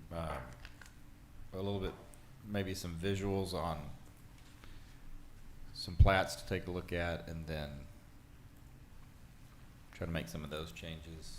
What else would you like to see? And if I can point out the 10 feet on the trees, it's not on private property, right? It's just that section of green belt in the right of way, and it's for site visibility concerns. Yeah, but we already have a site distance ordinance that requires no vegetation that blocks visibility within 15 feet of an intersection. Yeah, this would be individual driveways being able to back out onto the streets and things like that. I got a without- driveway, I back out being on able the to see. street, I got a backup camera that has a big 180-degree view, and I've got trees that are like right there on the corner, it's just not a problem. All right. I mean, just my opinion. I got trees on the corner too. We like trees. How tall are they though? Yeah, could you pile up a garage, Charlie? Although it's on a farm, so maybe it's more than Should have a grassy knoll instead. I think he's got Stonehenge. Well, and this is also designed to deal with things like, you know, we've got a lot of topography, so we have certain areas where I need stairs coming all the way out to the street in the right of way potentially. It kind of addresses who owns that, is that allowed? You know, you already have a lot about actual construction in the right of way where you're really protected, like, hey, we can make you move your stuff if it's in our way and we need to fix things, etc. And so this is just that extra authorization that starts to get there for those unique spots. And they do pop up in communities a lot more frequently than we would normally think. And it's normally just kind of either weird leftover spots where, hey, this is just how it was done back in the day and it was just never logged and it's the only way I can fix it. Or it's like a unique spot that we see those. Okay. All right, good discussion, council. We're gonna get some plats pulled. We'll get some consideration notes to give some context to what those are about, and then we'll bring it back to you. Thank you. Okay. All right, moving on to agenda item number 12, update regarding CRCRC building height recommendation. Ms. Wayman, talk to us about this one. This was requested to come back to the city council at the June city council meeting, so we are here. Mr. Bench here, chair of the CRCRC, has prepared some documents that, for those of you at home, we will attach to the packet as soon as we can. He will be given an update on what they've been working on.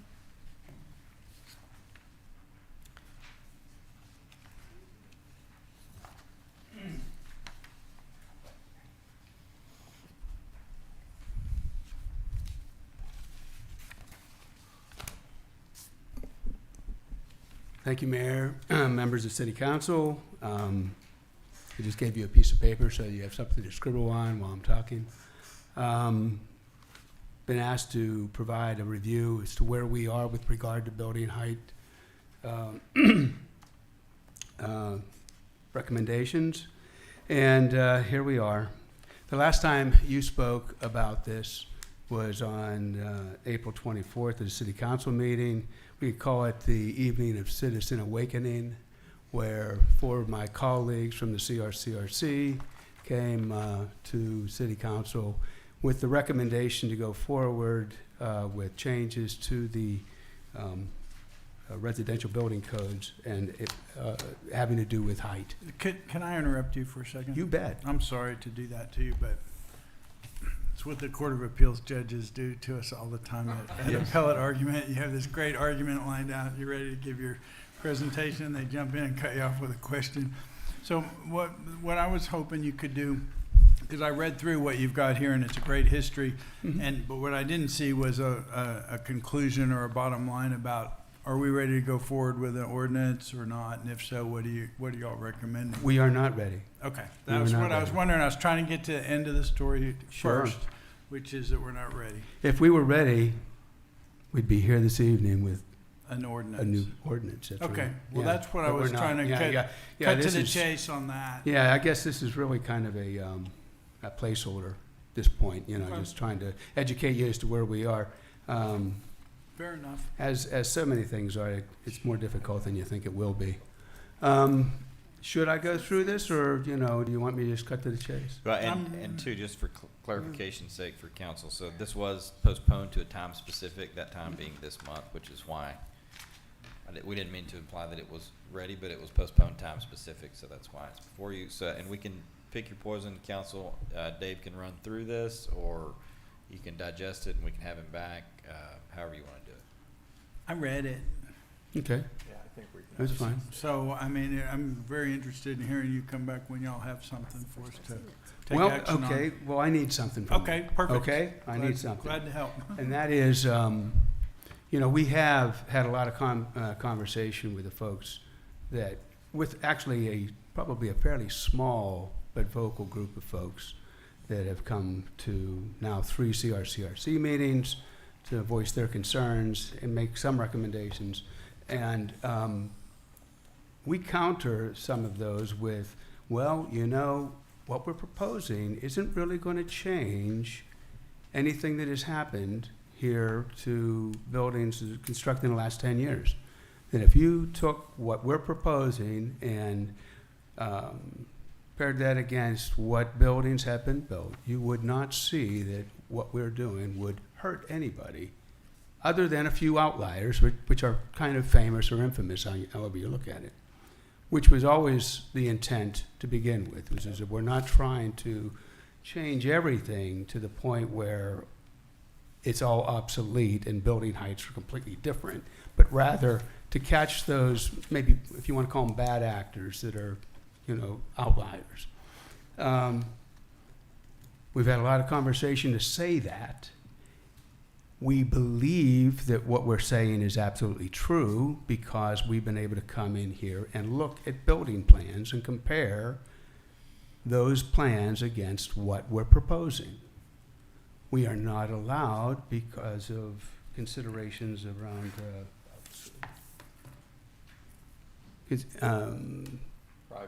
privacy, we're not allowed to show this stuff to the public. So, we have an idea.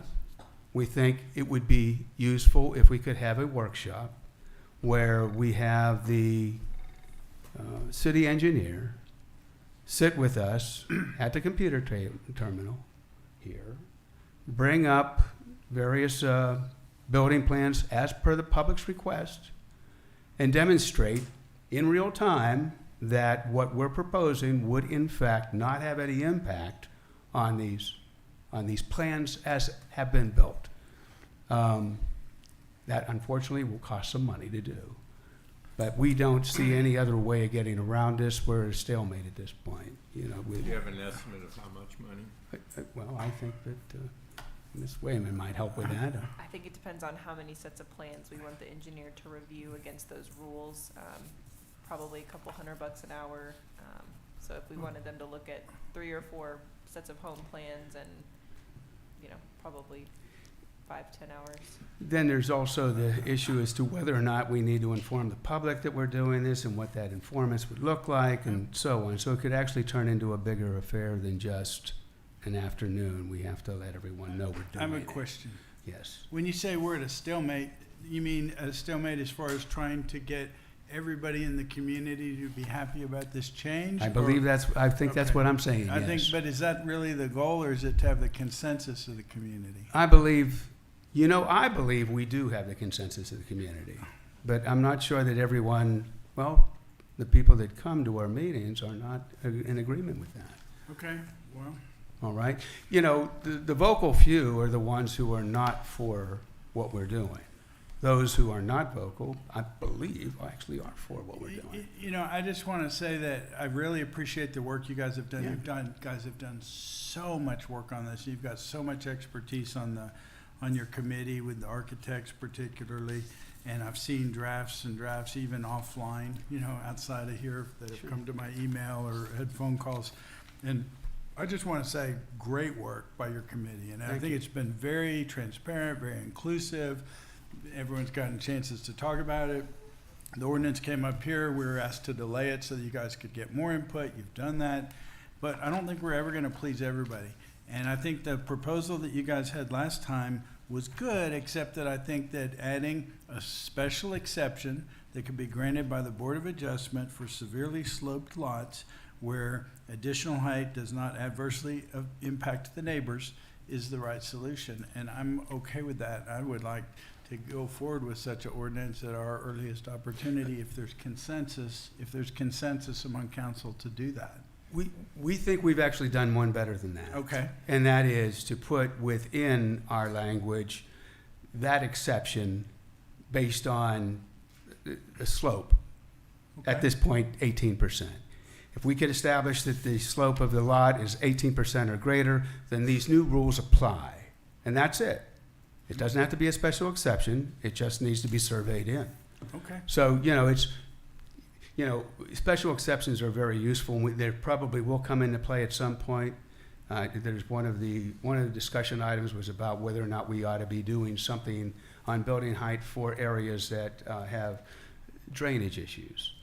And maybe we do, but those issues are probably too infrequent to actually write into the code, and they may require special exception, and that might be when we do it.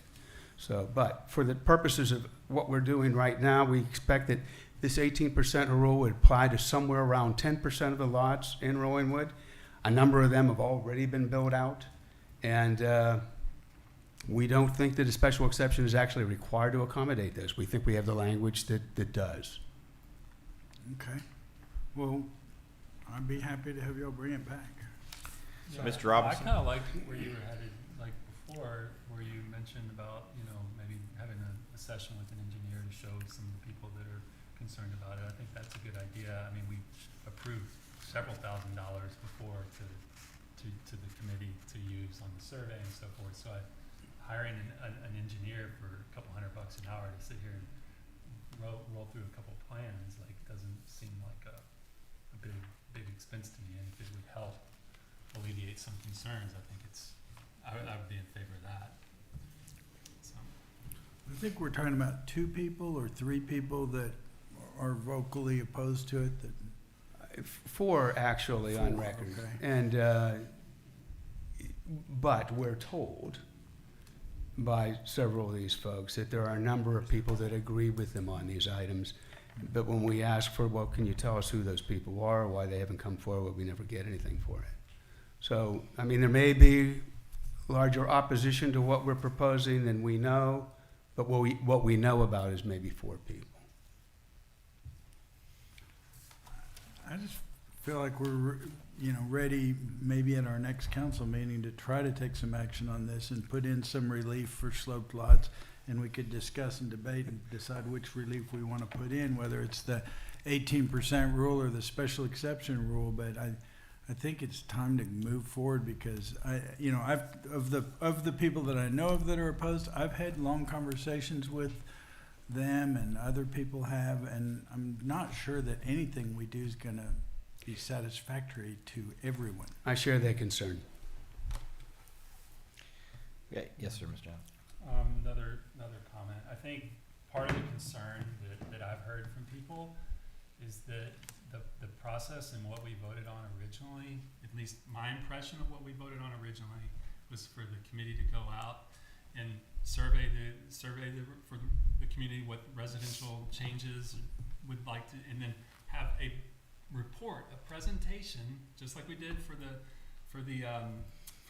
commercial, that everyone could look. Because what I've seen, what I fear is happening is we're picking and choosing like ideas from this whole process and then bringing it, because we saw one about the driveways a couple months ago.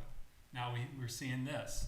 I mean, what are we going to see next? I think it's better to get more community to look. Like, it's easy for the community to like take the survey and give some feedback, but I think what's really powerful is like, okay, I've taken that feedback and here is the actions that we're recommending across the board on all these things. I think you'll get more, engagement that way from citizens. That's my opinion. I think that there's a big difference between what we're doing here and what was done in the commercial corridor, in that it affects people directly as opposed to the commercial corridor not. And if we put together a package of 60 or 70 pages that make all the recommendations, I don't believe we'll ever get through it. I don't. Now, may I suggest here, in the last couple of days, I created a new document. It was based on the recommendations that were proposed here 2 months ago. And what it does is it takes those recommendations and it associates it back with the survey, and it also provides the rationale for what our recommendations are. And then there's also a piece in there about opposing views. Now, it's 8 pages, not 60. It only has to do with building heights. But I think that you would look at it and say, well, that's a fairly good look at this particular item, that it doesn't necessarily have to be affected by anything else that CRCRC is looking at. But you may disagree. I don't know. Like, You may disagree.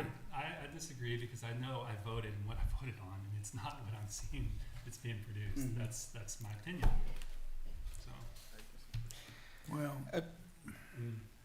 Well, I don't think it's right. that's your update for this evening. Is there?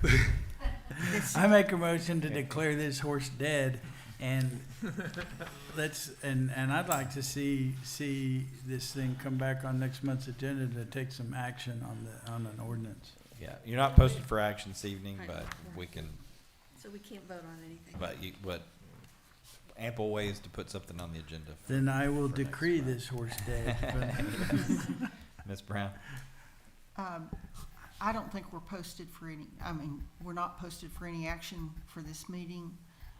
I would like to see a recommendation from the CRCRC, in whatever form the CRC wants to recommend it. I think that's the job you've been given, and I trust that you're gonna do that job, and I trust that we can, once that proposal comes to us, if we say, no, we want more, or you didn't consider this, we'll send it back. But I think that's the process. And it's awkward to me to prejudge any of that until we see what the committee has recommended, because that's why we formed the committee. We wanted that part of the work to be done by the committee. So I trust the committee to come up with a recommendation in what form you choose to do it. You know what we've asked to be looked at. You have better sense about how to divvy it up. If you need to feel like you need to divvy it up, then put it, do what you need to do, what the committee feels is right to do with the charge you've been given, and then bring it to us and we can post it for action. But that's what, it feels awkward trying to prejudge it. I don't So think it's- that's what I would say. I mean, I'm just maybe I wrong, but agree I'm with hearing you. that it's basically going to be the same thing that was proposed before. I mean, maybe with an 18% slope. Well, Well, I'm not gonna that's a big prejudge change. what, we vested a committee to do a job. If it comes to us and there is, strong sentiment against it, we can act on that. That's their job, we have our job. Let's let them bring a recommendation to us and then we can act on it. I agree with everything you said. I would just also add and point out that they did bring us a recommendation once. We were ready to vote on it, and there was some discussion about providing relief for Some severely. members of the community wanted Wanted more additional time. opportunity. Yes, and we gave them that. Yes. And then there was also, we were asked the committee to consider providing some mechanism for relief for severely sloped lots, which they've done. So I agree with you. This is the right process. They've done a great job. They need to bring us back a recommendation, and then we go with it from there. Point of clarification, though, I think Ms. Robinson's point is, it is the council's preference to bring that back piecemeal, or to bring back everything at once, or to leave it to the discretion of the council to bring it back either in groups, or, yes, ma'am? I want the committee's recommendation on that as well. Okay. I think they know better what makes sense, what they're ready to deal with. If they feel like they can put it together that, if we don't like it, we can vote it down. But let's let them do their job. He's already given us his thoughts on Yeah, we that. already know. Well, we So, have, I'm just have, saying it's- until you've put it on paper and the committee has voted on it, we have the chair's sense of what the committee might do, but we don't have action by the committee. Okay. In my opinion. All right, any other comments, questions? Thank you, How Dave. does this integrate in with planning and zoning and all that? I could not hear that. How does this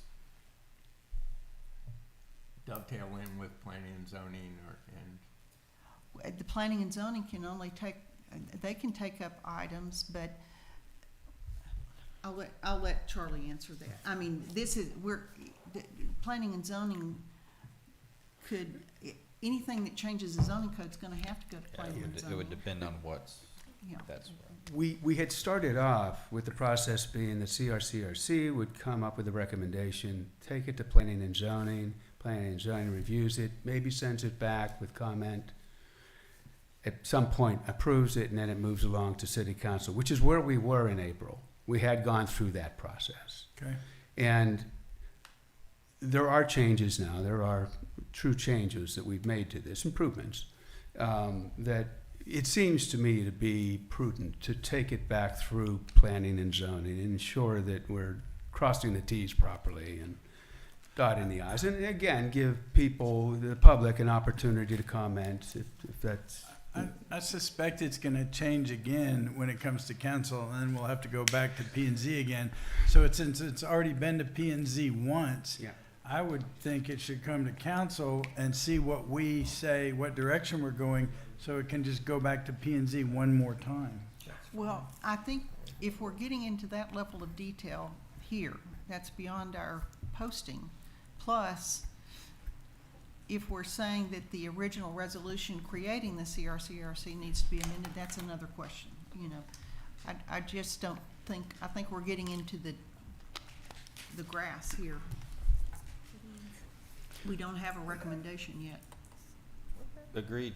All right, thank you for the update. I only have one question. I still need to establish whether or not we're going to do this workshop or not. And if we're not, that's fine. They can't make that decision tonight Okay. based on the posting, but Okay. I think what I've heard from them is, absent spending any money, I come back and talk to staff about what it is that you want to do. If it requires Okay.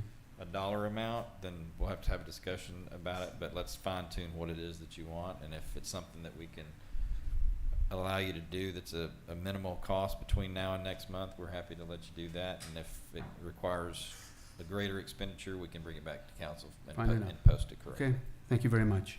thank you? There. Thanks, Dave. Before I move off of it, Senate, we've got one more, yeah, if you'd like to speak, come on up. Amy Patillo, 3 Rockaway Cove. So I have been one of the people who has attended the last 3 CRCRC meetings, and I would like to say that actually I am still in the position of not knowing whether I support or don't support the proposed height ordinance, because I do have a difficulty understanding it when I take all of the material that we've been given and trying to reconcile it. I think one thing that could be helpful that has not been provided yet is a lot of the material that has been put out talks about how the parallel plane is a 2D line, but in reality, when I ask questions 2 meetings ago, it's going to be a 3D plane, and it's not going to just be flat on top of a property. And so what I was told is that you would need to have a 3D model to really understand how it's going to work. So far, all of the examples that we've been given are 2D, and they just show one side of houses that are claimed to not be harmed by the ordinance. So if there were an opportunity for a workshop, one suggestion I would have is I do think it might be helpful to see how this plays out, perhaps based on the modeling that's done in other communities that this ordinance is being proposed based off of. But if we could have something that's 3D, I think that could help.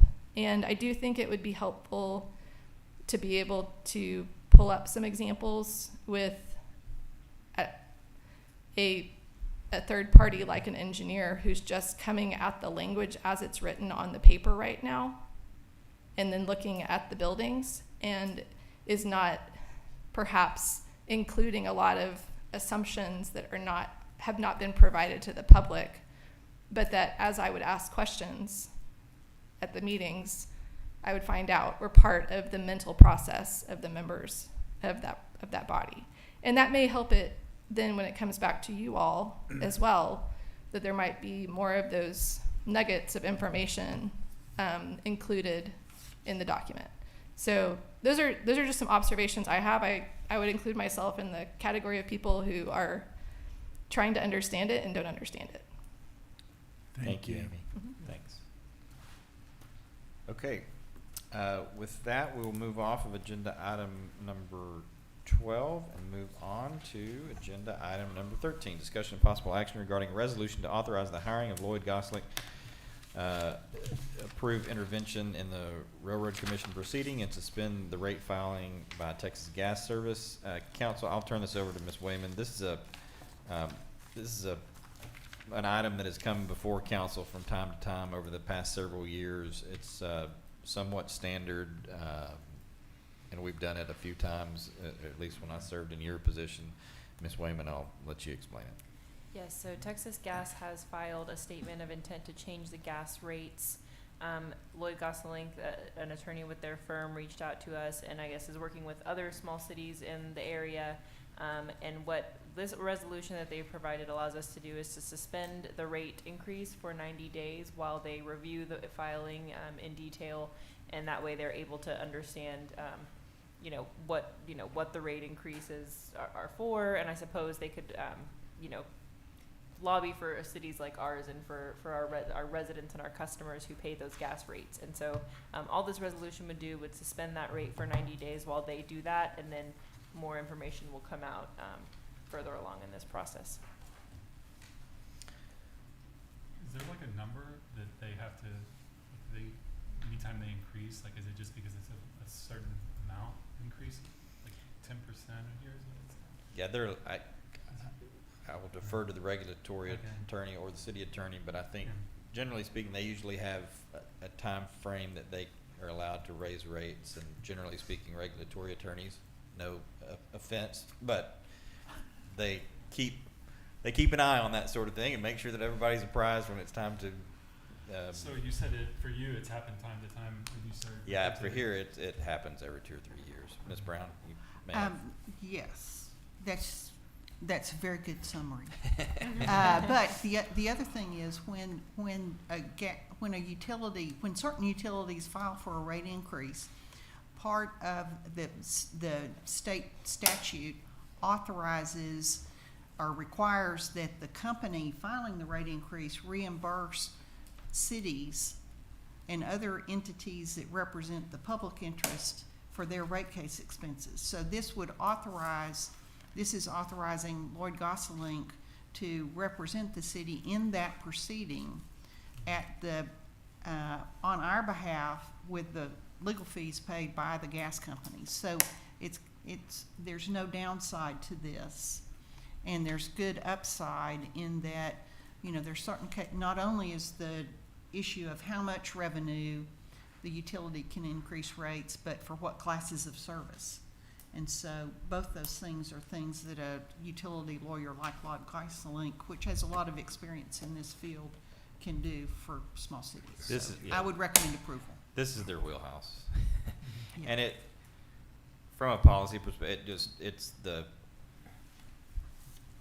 statutory way to continue to exert downward pressure on those rates. Exactly. They're always going to increase, and they're always going to be allowed to increase, but there's always gonna be somebody there to try to keep them from not increasing too much. And these, you know, what Gosselink would do would be to hire its own experts that can challenge the experts that are presented financially and accounting and all of that by the utility company and trim the request down where it needs to be.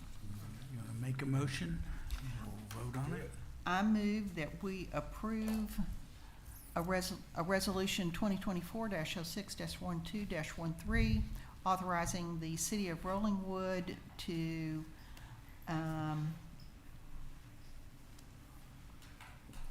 suspend the July 8 effective date of Texas Gas Service Company's requested increase, to establish cooperation with other cities, to hire legal and consulting services, to authorize intervention in gas utility docket number 17471 at the Railroad Commission, to require reimbursement of the city's rate cases expenses as proposed in the resolution. You have a motion by Ms. Brown. Is there a second? Second. You have a motion by Ms. Brown, a second by Mr. Robinson. Further discussion? Hearing none. All those in favor say aye. Aye. Opposed say no. Being 5 ayes, no nays, motion carries. Thank you, council. Moving on to 14, discussion and possible action regarding a policy for reimbursement to the city due to water main line breaks. Ms. Wayman, if you'll walk us through this one. Sure. So this came to council a couple months ago in kind of a preliminary form, and we were asked to take it to the Utility Commission for their discussion. The commission did meet about this, and they actually formed a subcommittee who spent some time reviewing the proposed policy and discussing the things they would like to see. Some of the items that were discussed, at least in the meeting, the Utility Commission meeting before it went to subcommittee, were, you know, how much are we going to be charging for that water loss? We had talked about how we already charge for, you know, the costs associated with the repair, the parts, things like that. But actual water loss was kind of what we were trying to zero in on. And there was discussion about how much would we be charging for that? Would it be the same whether it was a contractor versus a resident, homeowner, occupant? And so that was some of the things they discussed. And when they went through the subcommittee, and the subcommittee did recommend to stick with the wholesale plus 10% for the water loss reimbursement. And so they've kind of broken it down. They have sort of two different tiers here. One is for a property owner or occupant, and then one is for, I guess it's called here, a non-owner, which I think they're trying to get at basically, you know, a contractor or some other, you know, not someone that resides in the home. And it seems like the major difference here is kind of how they would like to go after getting, you know, receiving getting those funds back from that the contractor. And this would basically require that we would have an invoice that would go out to the responsible party. If there's a permit associated with the property, that they would have to have a responsible party on file, the permit holder or applicant, and then also the landowner. And that's just basically a way to make sure that we are able to kind of collect on those funds. I don't know that, I think we need to kind of take this back through and look at our city code and make sure we can, you know, put all of this into the code. What we really wanted to make sure we had council's blessing on was the wholesale plus 10% for that water loss amount. And then as far as how we go after getting that money, you know, it would generally, you know, probably go to a legal battle at some point if they were not willing to pay for that water loss. And so what we would do after this evening, we could approve this policy now if the council is ready. If there are any changes you'd like to see, we can make those changes too. And then we would like to bring back an ordinance that actually gives us the authority to collect on the water loss associated, as well as the employee and third-party labor, materials, equipment, and overtime. Thank you. Good explanation. Yes, sir, Mr. Robinson. Did they discuss like how we were gonna measure it? I think we had discussions before, but what did we settle on that? Yes, and so we found a calculator that the city of Austin uses, and it's a really great, it differentiates between someone who just pokes a hole in a line versus if a line is completely severed versus if it's a crack. And so it's able to take those kind of things into account, and you can input the length of time that it's running, the pressure of the line, all things that we can collect at the time of the leak. And so I think that what they called it was they had they alluded to that, but they left it pretty broad, so we wouldn't necessarily be tied to one specific calculation. I think it was that a neighboring reasonable will be calculated using reasonable available calculations, including but not limited to processes utilized by neighboring municipalities. So we would work with legal to make sure that whatever we put in our code was, substantial enough to allow that. And that was the major hang up before, was figuring out if that calculator existed. And So- it does. And it does. Figured it out. Yeah. Yeah. Someone's figured Who it knew? out. Google. It was a Google away. So I think the action for tonight is really, I guess it doesn't even require action, but if you're good with this, we'll bring it back in ordinance form. That sounds, yes, that will be great. Okay. Sounds We're good to with me. it. All right. Okay. Like your style. We'll take that as a yes, and we'll bring you back and repost with this in ordinance form as requested, and as actually, if you don't mind, let's go ahead and if somebody will make a motion to, I like to give deference to our commissions when they put in hard work and good work like this. So if you would, if somebody would just make the motion to accept the recommendation. I move to accept the recommendation of the Rolling Wood Utility Commission regarding reimbursement to the city for water main line breaks. You have a motion, and I'm going to look to Mr. McDuffie for the second, since I Second. shorted him on the motion. All right, you have a motion by Ms. Brown, a second by Mr. McDuffie. All those in favor say aye. Oh, Aye. I'm sorry. The one time I strayed from my technique. Quick question. The distinction between property owners or occupants and then non-owners, we have property owners who are builders, right? We do have some of those, yes. So, is there a way to tweak the language to make that, I mean, there's a difference between residents, and non-residents, and that to me is more the distinction between Yeah, we an can do owner or a non-owner. I think that's a good. That's a good and I think a relatively easy distinction. Yes, we'll do that. Okay. You got that? Yes. Okay. With that, all those in favor say aye. Aye. Opposed, say no. Being 5 ayes, no nays, motion carries. Thank you, council, and thank you to the hard work of the Utility Commission. With that, we will move on to agenda item number 15, update on the status of the Rolling Wood trademark applications. You're gonna get a kick out of this one. I did get a response this time, but this one is getting closer, but still not there yet. So that's what they told me this time. They may quit responding to me at some point in the near future. So I had to write that one down specifically because it's exciting. Well, we were like 25 last time, Yeah. right? So- Right. They refused to give us the number. They're over it. So we'll keep trying. See what we That get. makes me worry we're going backwards. Now we can, I know. we I know think- how many they're doing. a Right. month. Exactly. Nobody's cutting in line, right? Yeah. Okay, and with that, we'll move on to agenda item number 16 and number 17. Now, I'm going to pull up agenda item 16 and 17. Agenda item number 16, discussion and possible action on a letter from Attorney Dobson regarding pickleball regulations. And number 17, discussion and possible action on a letter from Attorney Vickers regarding driveway located at 3220 Park Hills Drive. We're going to pull these up, council. I'm going to take you to executive session to have some legal discussions. It will be, this is posted for action, but council, I just want you to know that the intent is not to ask for any action this evening unless you have other plans. Yes, ma'am. Mr. Mayor, I would like to make a statement before we go into closed session. Sure. In connection with item number 16. Yes, ma'am. Well, yeah, that was my statement, is there, And for it- those listening, you're not missing anything. I don't believe, I can't speak on behalf of the council, but you won't be asked to take any action tonight. And with that, I'll recognize you, Ms. Brown. Item number 16 is a letter from a lawyer identifying asking for the council to consider changes to an ordinance we adopted several months ago on behalf of anonymous persons. And my position would be that we should not weigh in on changing existing community standards recently adopted via anonymous threats of litigation. What we do here impacts our community, our residents, our staff, our committees, committee members, and us as a council are here and identified and are asked regularly to make hard calls on questions in public, and that's our job.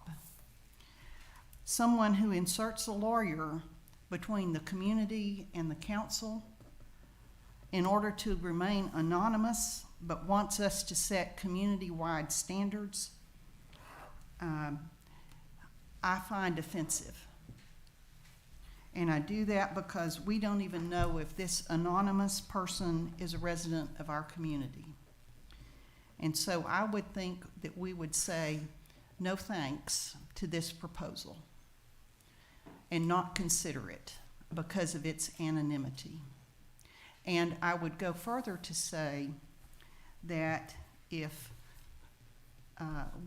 this does go to litigation, we haven't lost our opportunity to mediate because Travis County requires any case to go to mediation before it's set for trial. So we haven't lost our opportunity to mediate. And then thirdly, if someone comes to us and can't put their name and face to what they're asking us to do, I think we should say no thanks. And so that is why I raise it before we go into closed session, because I would like to ask the council's consideration of whether we even entertain an anonymous letter asking for changes. If these proposals are worth their salt, put it on a piece of paper, ask a council member to bring it forward, ask staff to bring it forward. We do that regularly. But to ask to do it anonymously, I find offensive. Okay. And I would ask that the council address whether or not we should even entertain this letter. Since we're gonna, yes, go ahead, Mr. Wilchin. Do you want to comment first, Mr. Mayor? No, I'm Happy gonna to hear save what- my comments for executive session. Okay. All right. So, and that's great, and we can talk about it in executive session. I do want to say that I don't really react to any threats of litigation other than to say, hey, if you want to solve your problems with litigation, bring it on. You know, I don't care. I really don't, because I'm a trial lawyer. I litigate cases all day, every day, and it just doesn't scare me on behalf of the city whatsoever. We've got lots of immunity. We got good lawyers, and I just think it's bad policy to bow to threats of litigation, and I would encourage agree. our council to never bow just to threats of litigation. Now, I do think that it's important to listen to people. I also agree with your point about an anonymous client, which I find also offensive, and join you in that. I do think there are issues, that have been brought up about this ordinance as we've tried to deal with it, and it may have to come back up for consideration, because I think as the mayor pointed out, after we did decibel testing, that even though our intent may not to be to ban pickleball, we may have created that practical effect with the sound levels. And there are other changes that I think we could consider maybe at our next meeting after talking to some of the citizens who are affected. I think we need their input. But, one concern I had about the ordinance we did pass was that I thought maybe after the fact it occurred to me that we could limit them to playing one court at a time instead of playing at 4 courts, and to kind of address the real problem, which is that this had gone from a residential use to more of what appeared to be more like a commercial club use.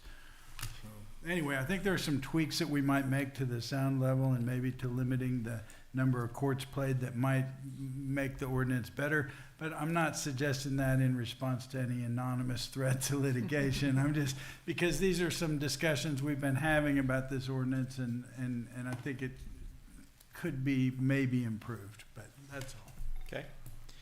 Thank you, Mr. Glasheen. Any other comments? Do we want, I had asked that, I would move that we decline further consideration of the demand letter. And I'll be happy to recognize you when we come back from executive session on it. And I don't have a lot, but I want to give council the opportunity to talk about litigation behind closed doors to decide if they feel the same way about Okay. a litigation. I understand that, but I will bring it back up after we come back. Okay, sounds good. Anything else? And Yes, I think, Yes. But it's just about the letter. We're not posted for action on the issue. This is just about action well, on the and letter. I'll say this too, and this isn't criticism of anyone in this process, but Mr. Harris got the letter only because I sent it to him today, because it was filed as, that was another way that inserting a lawyer in this process deprived our community of an open and transparent action. So that's how I think it was intended to be there. Anyway, I won't go into what I think, No, but that's a consequence of having done it the way it was done. Understood. And I was just making that point to let you know we're only posted on action on the letter, not on the policy itself, so. Can I clarify that? Sorry, Glenn Harris, 3012 Hatley. May I respond to Mr. Glasheen's comments on the issue? Sure. Right. In relation to the letter. Yes. We're not here to yes, litigate understood. on the policy. The letter proposes a change to the ordinance to make the limitation at 60 decibels. 60 decibels is our current continuous noise ordinance limit. There is a distinct difference between continuous noise category and impulsive noise category, and Councilwoman Brown has presented numerous information on that topic that can be referenced in previous agenda packets. There is a distinct difference there. That's why the number is lower. Mayor Massengill has stated that there is a problem with enforcement of the noise ordinance based on the background noise levels as measured by the Rollingwood Police. I've expressed my concerns with the methods for gathering that data, but assuming we take that as a stake in the ground and we heed the advice of pickleball noise expert Bob Unitic, who we've discussed previously, then we'd set the pickleball noise limit at 3 decibels above background. As a reference, an increase of 3 decibels is a 23% increase in noise level based on a log scale that decibels are, 1.23x. I believe the Rollingwood Police Department data presented in the April 17th City Council meeting claims the background noise level is approximately 48 decibels. If council believes there's a need for modification to our pickleball ordinance, I have the following suggestions. Set the noise limit for sound associated with pickleball at 51 decibels. This is 3 decibels above the Rollingwood Police Department measured background level. And again, I will assert that that 48 decibel background level is generously high. This number, 51 decibels, is consistent with expert recommendations, Rollingwood Police Department data, and is entirely enforceable. Set a limit of 1 pickleball court per residence. The only reason for multiple pickleball courts is to facilitate an athletic club environment, period, full stop. Maintain the current hours of play. 8:30 a.m. to 8 p.m. is consistent with our long-established park zone property limitations. Maintain the limitation on hours of play. 4 hours of daily pickleball play simply facilitates an athletic club environment. Thank you for your time. Okay, so your position on the letter is to ignore, is to not take any action on the letter. I'm responding to Mr. Glasheen's I understand that. comment. I'm asking you to speak to it as posted, and your position would be to agree with Ms. Brown, which is to take no action on the letter. Absolutely. Yes, sir. Thank you. Thank you. Okay, with that, council, we're gonna take a 3-minute recess. I'm gonna use the restroom, and then I'll meet you in executive session.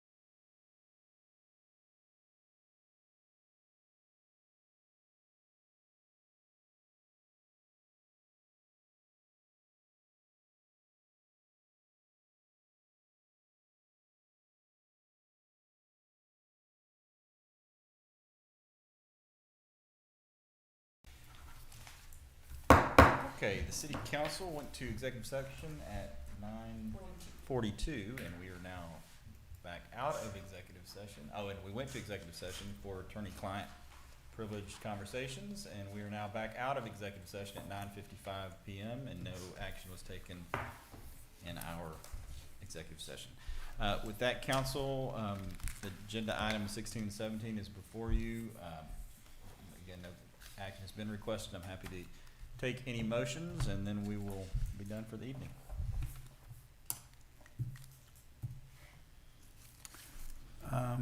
Well, I would make a motion that we put the question of the potential amendments of the pickleball ordinance on the agenda for next month for a policy discussion, and not as a response to this threat, but because I think there are some legitimate discussions to have, about how we might improve the ordinance going forward. And I would also move that we, Be clear, you don't need a motion for that. You I can don't, just- okay. Then that wasn't a motion, but that was a request. Okay. And then the motion then would be to respond to the letter by simply stating that the matter is coming up for policy discussion in the future, not in response to the threats of litigation, but it is coming up anyway as a matter of ongoing discussion of the ordinance. Okay, you have a motion. Is there a second? Second. We have a motion by Mr. Glasheen, a second by Ms. Hudson. Further discussion? I need clarification. You say that the motion is to put potential amendments on the agenda. No, The- that's not, no. No. The motion is to basically not reply to the letter. I'll let you restate your. Yeah, I Uh, need intent. Let me clarification. restate. The motion is to respond to the letter from the attorney by stating that council intends to have the question of the pickleball ordinance back on a future agenda for policy discussion, and that this is not being done because of any threats of litigation, but is part of a normal ongoing discussion about the ordinance. Yes, ma'am. Mr. Mayor, my comment on that would be that any member of this council can put an item on the agenda. The mayor can put an item on the agenda. A department head or the city attorney can put an item on the agenda. But this is not council action unless we take a vote that we as a council are going to put an action on the agenda. So I would just say that if Mr. Glasheen wants to make that representation that he will put a matter on the agenda, that would be fine, but I don't think he can make a motion that the council will put it on the agenda. And I would oppose such action at this point as council action. Sure. To clarify, the motion is not that we're putting it on the agenda. I've asked it to be put on the agenda. The motion is to respond to the letter from the attorney regarding pickleball by saying that council or a council member has already asked that this item be put on a future agenda for discussion. That is the distinction that concerns me, because I don't want it to, the council has not taken action. The council has not taken action to put it on the agenda. How about we split the difference and split those out and let's, I would say that the reply letter would not reference specifically, because you may change your mind on putting something on the agenda, right? For the record, I probably won't. I'll probably just call him Okay. rather than waste paper. Okay. Why don't, let's, I tell you what, let's back up. Thank you. Mr. Glasheen, would you be willing to withdraw your motion for now? Yes. Thank you. Let's back up. First of all, if you want to make a motion to instruct the attorney on how to respond to the letter, I'm happy to recognize you for that. I would ask you in said motion to not reference what would or wouldn't be on an agenda. We'll leave that to the discretion of each council member. I think your intention has been stated publicly and certainly can be conveyed to them as what at least one council member's intention would be, but I think the motion would be to just let them know that we won't be taking action on the letter as presented at this time. Is that? Well, I think that it's useful information to let them know that, And I think he would, not to speak for counselor, but I think that he would so my convey motion, the conversations from the dais. my motion would be to give Mr. Zek discretion to respond, but, to indicate that council is generally unwilling to respond to anonymous threats of litigation. Okay. Well, once again, the council, unless we make a motion, the council has not formally adopted that position. We have to do that by motion or resolution. I just made But one. I think he was agreeing with you. Well, he just said, okay. I think we respond that council has taken no action on the letter. I think that's all we can do. Yeah. I think you all are kind of saying the same thing. I think so. So for the failure of a motion, I can tell him city council took no action in response to your letter. However, I did have a council member who indicated that he may put something on the agenda as a policy discussion in the future. There you go. Fine with me. That sounds great. Well done, Mr. That sounds like guidance, doesn't require a motion, and if you're good, I'm good. Okay. It works. Thank you. Good, thank you. Thank you, council. I'll entertain a motion to adjourn. So moved. You have a motion to adjourn. All in favor say aye. Aye. 5 ayes, no nays. Motion carries. Thank you, council. Meeting adjourned.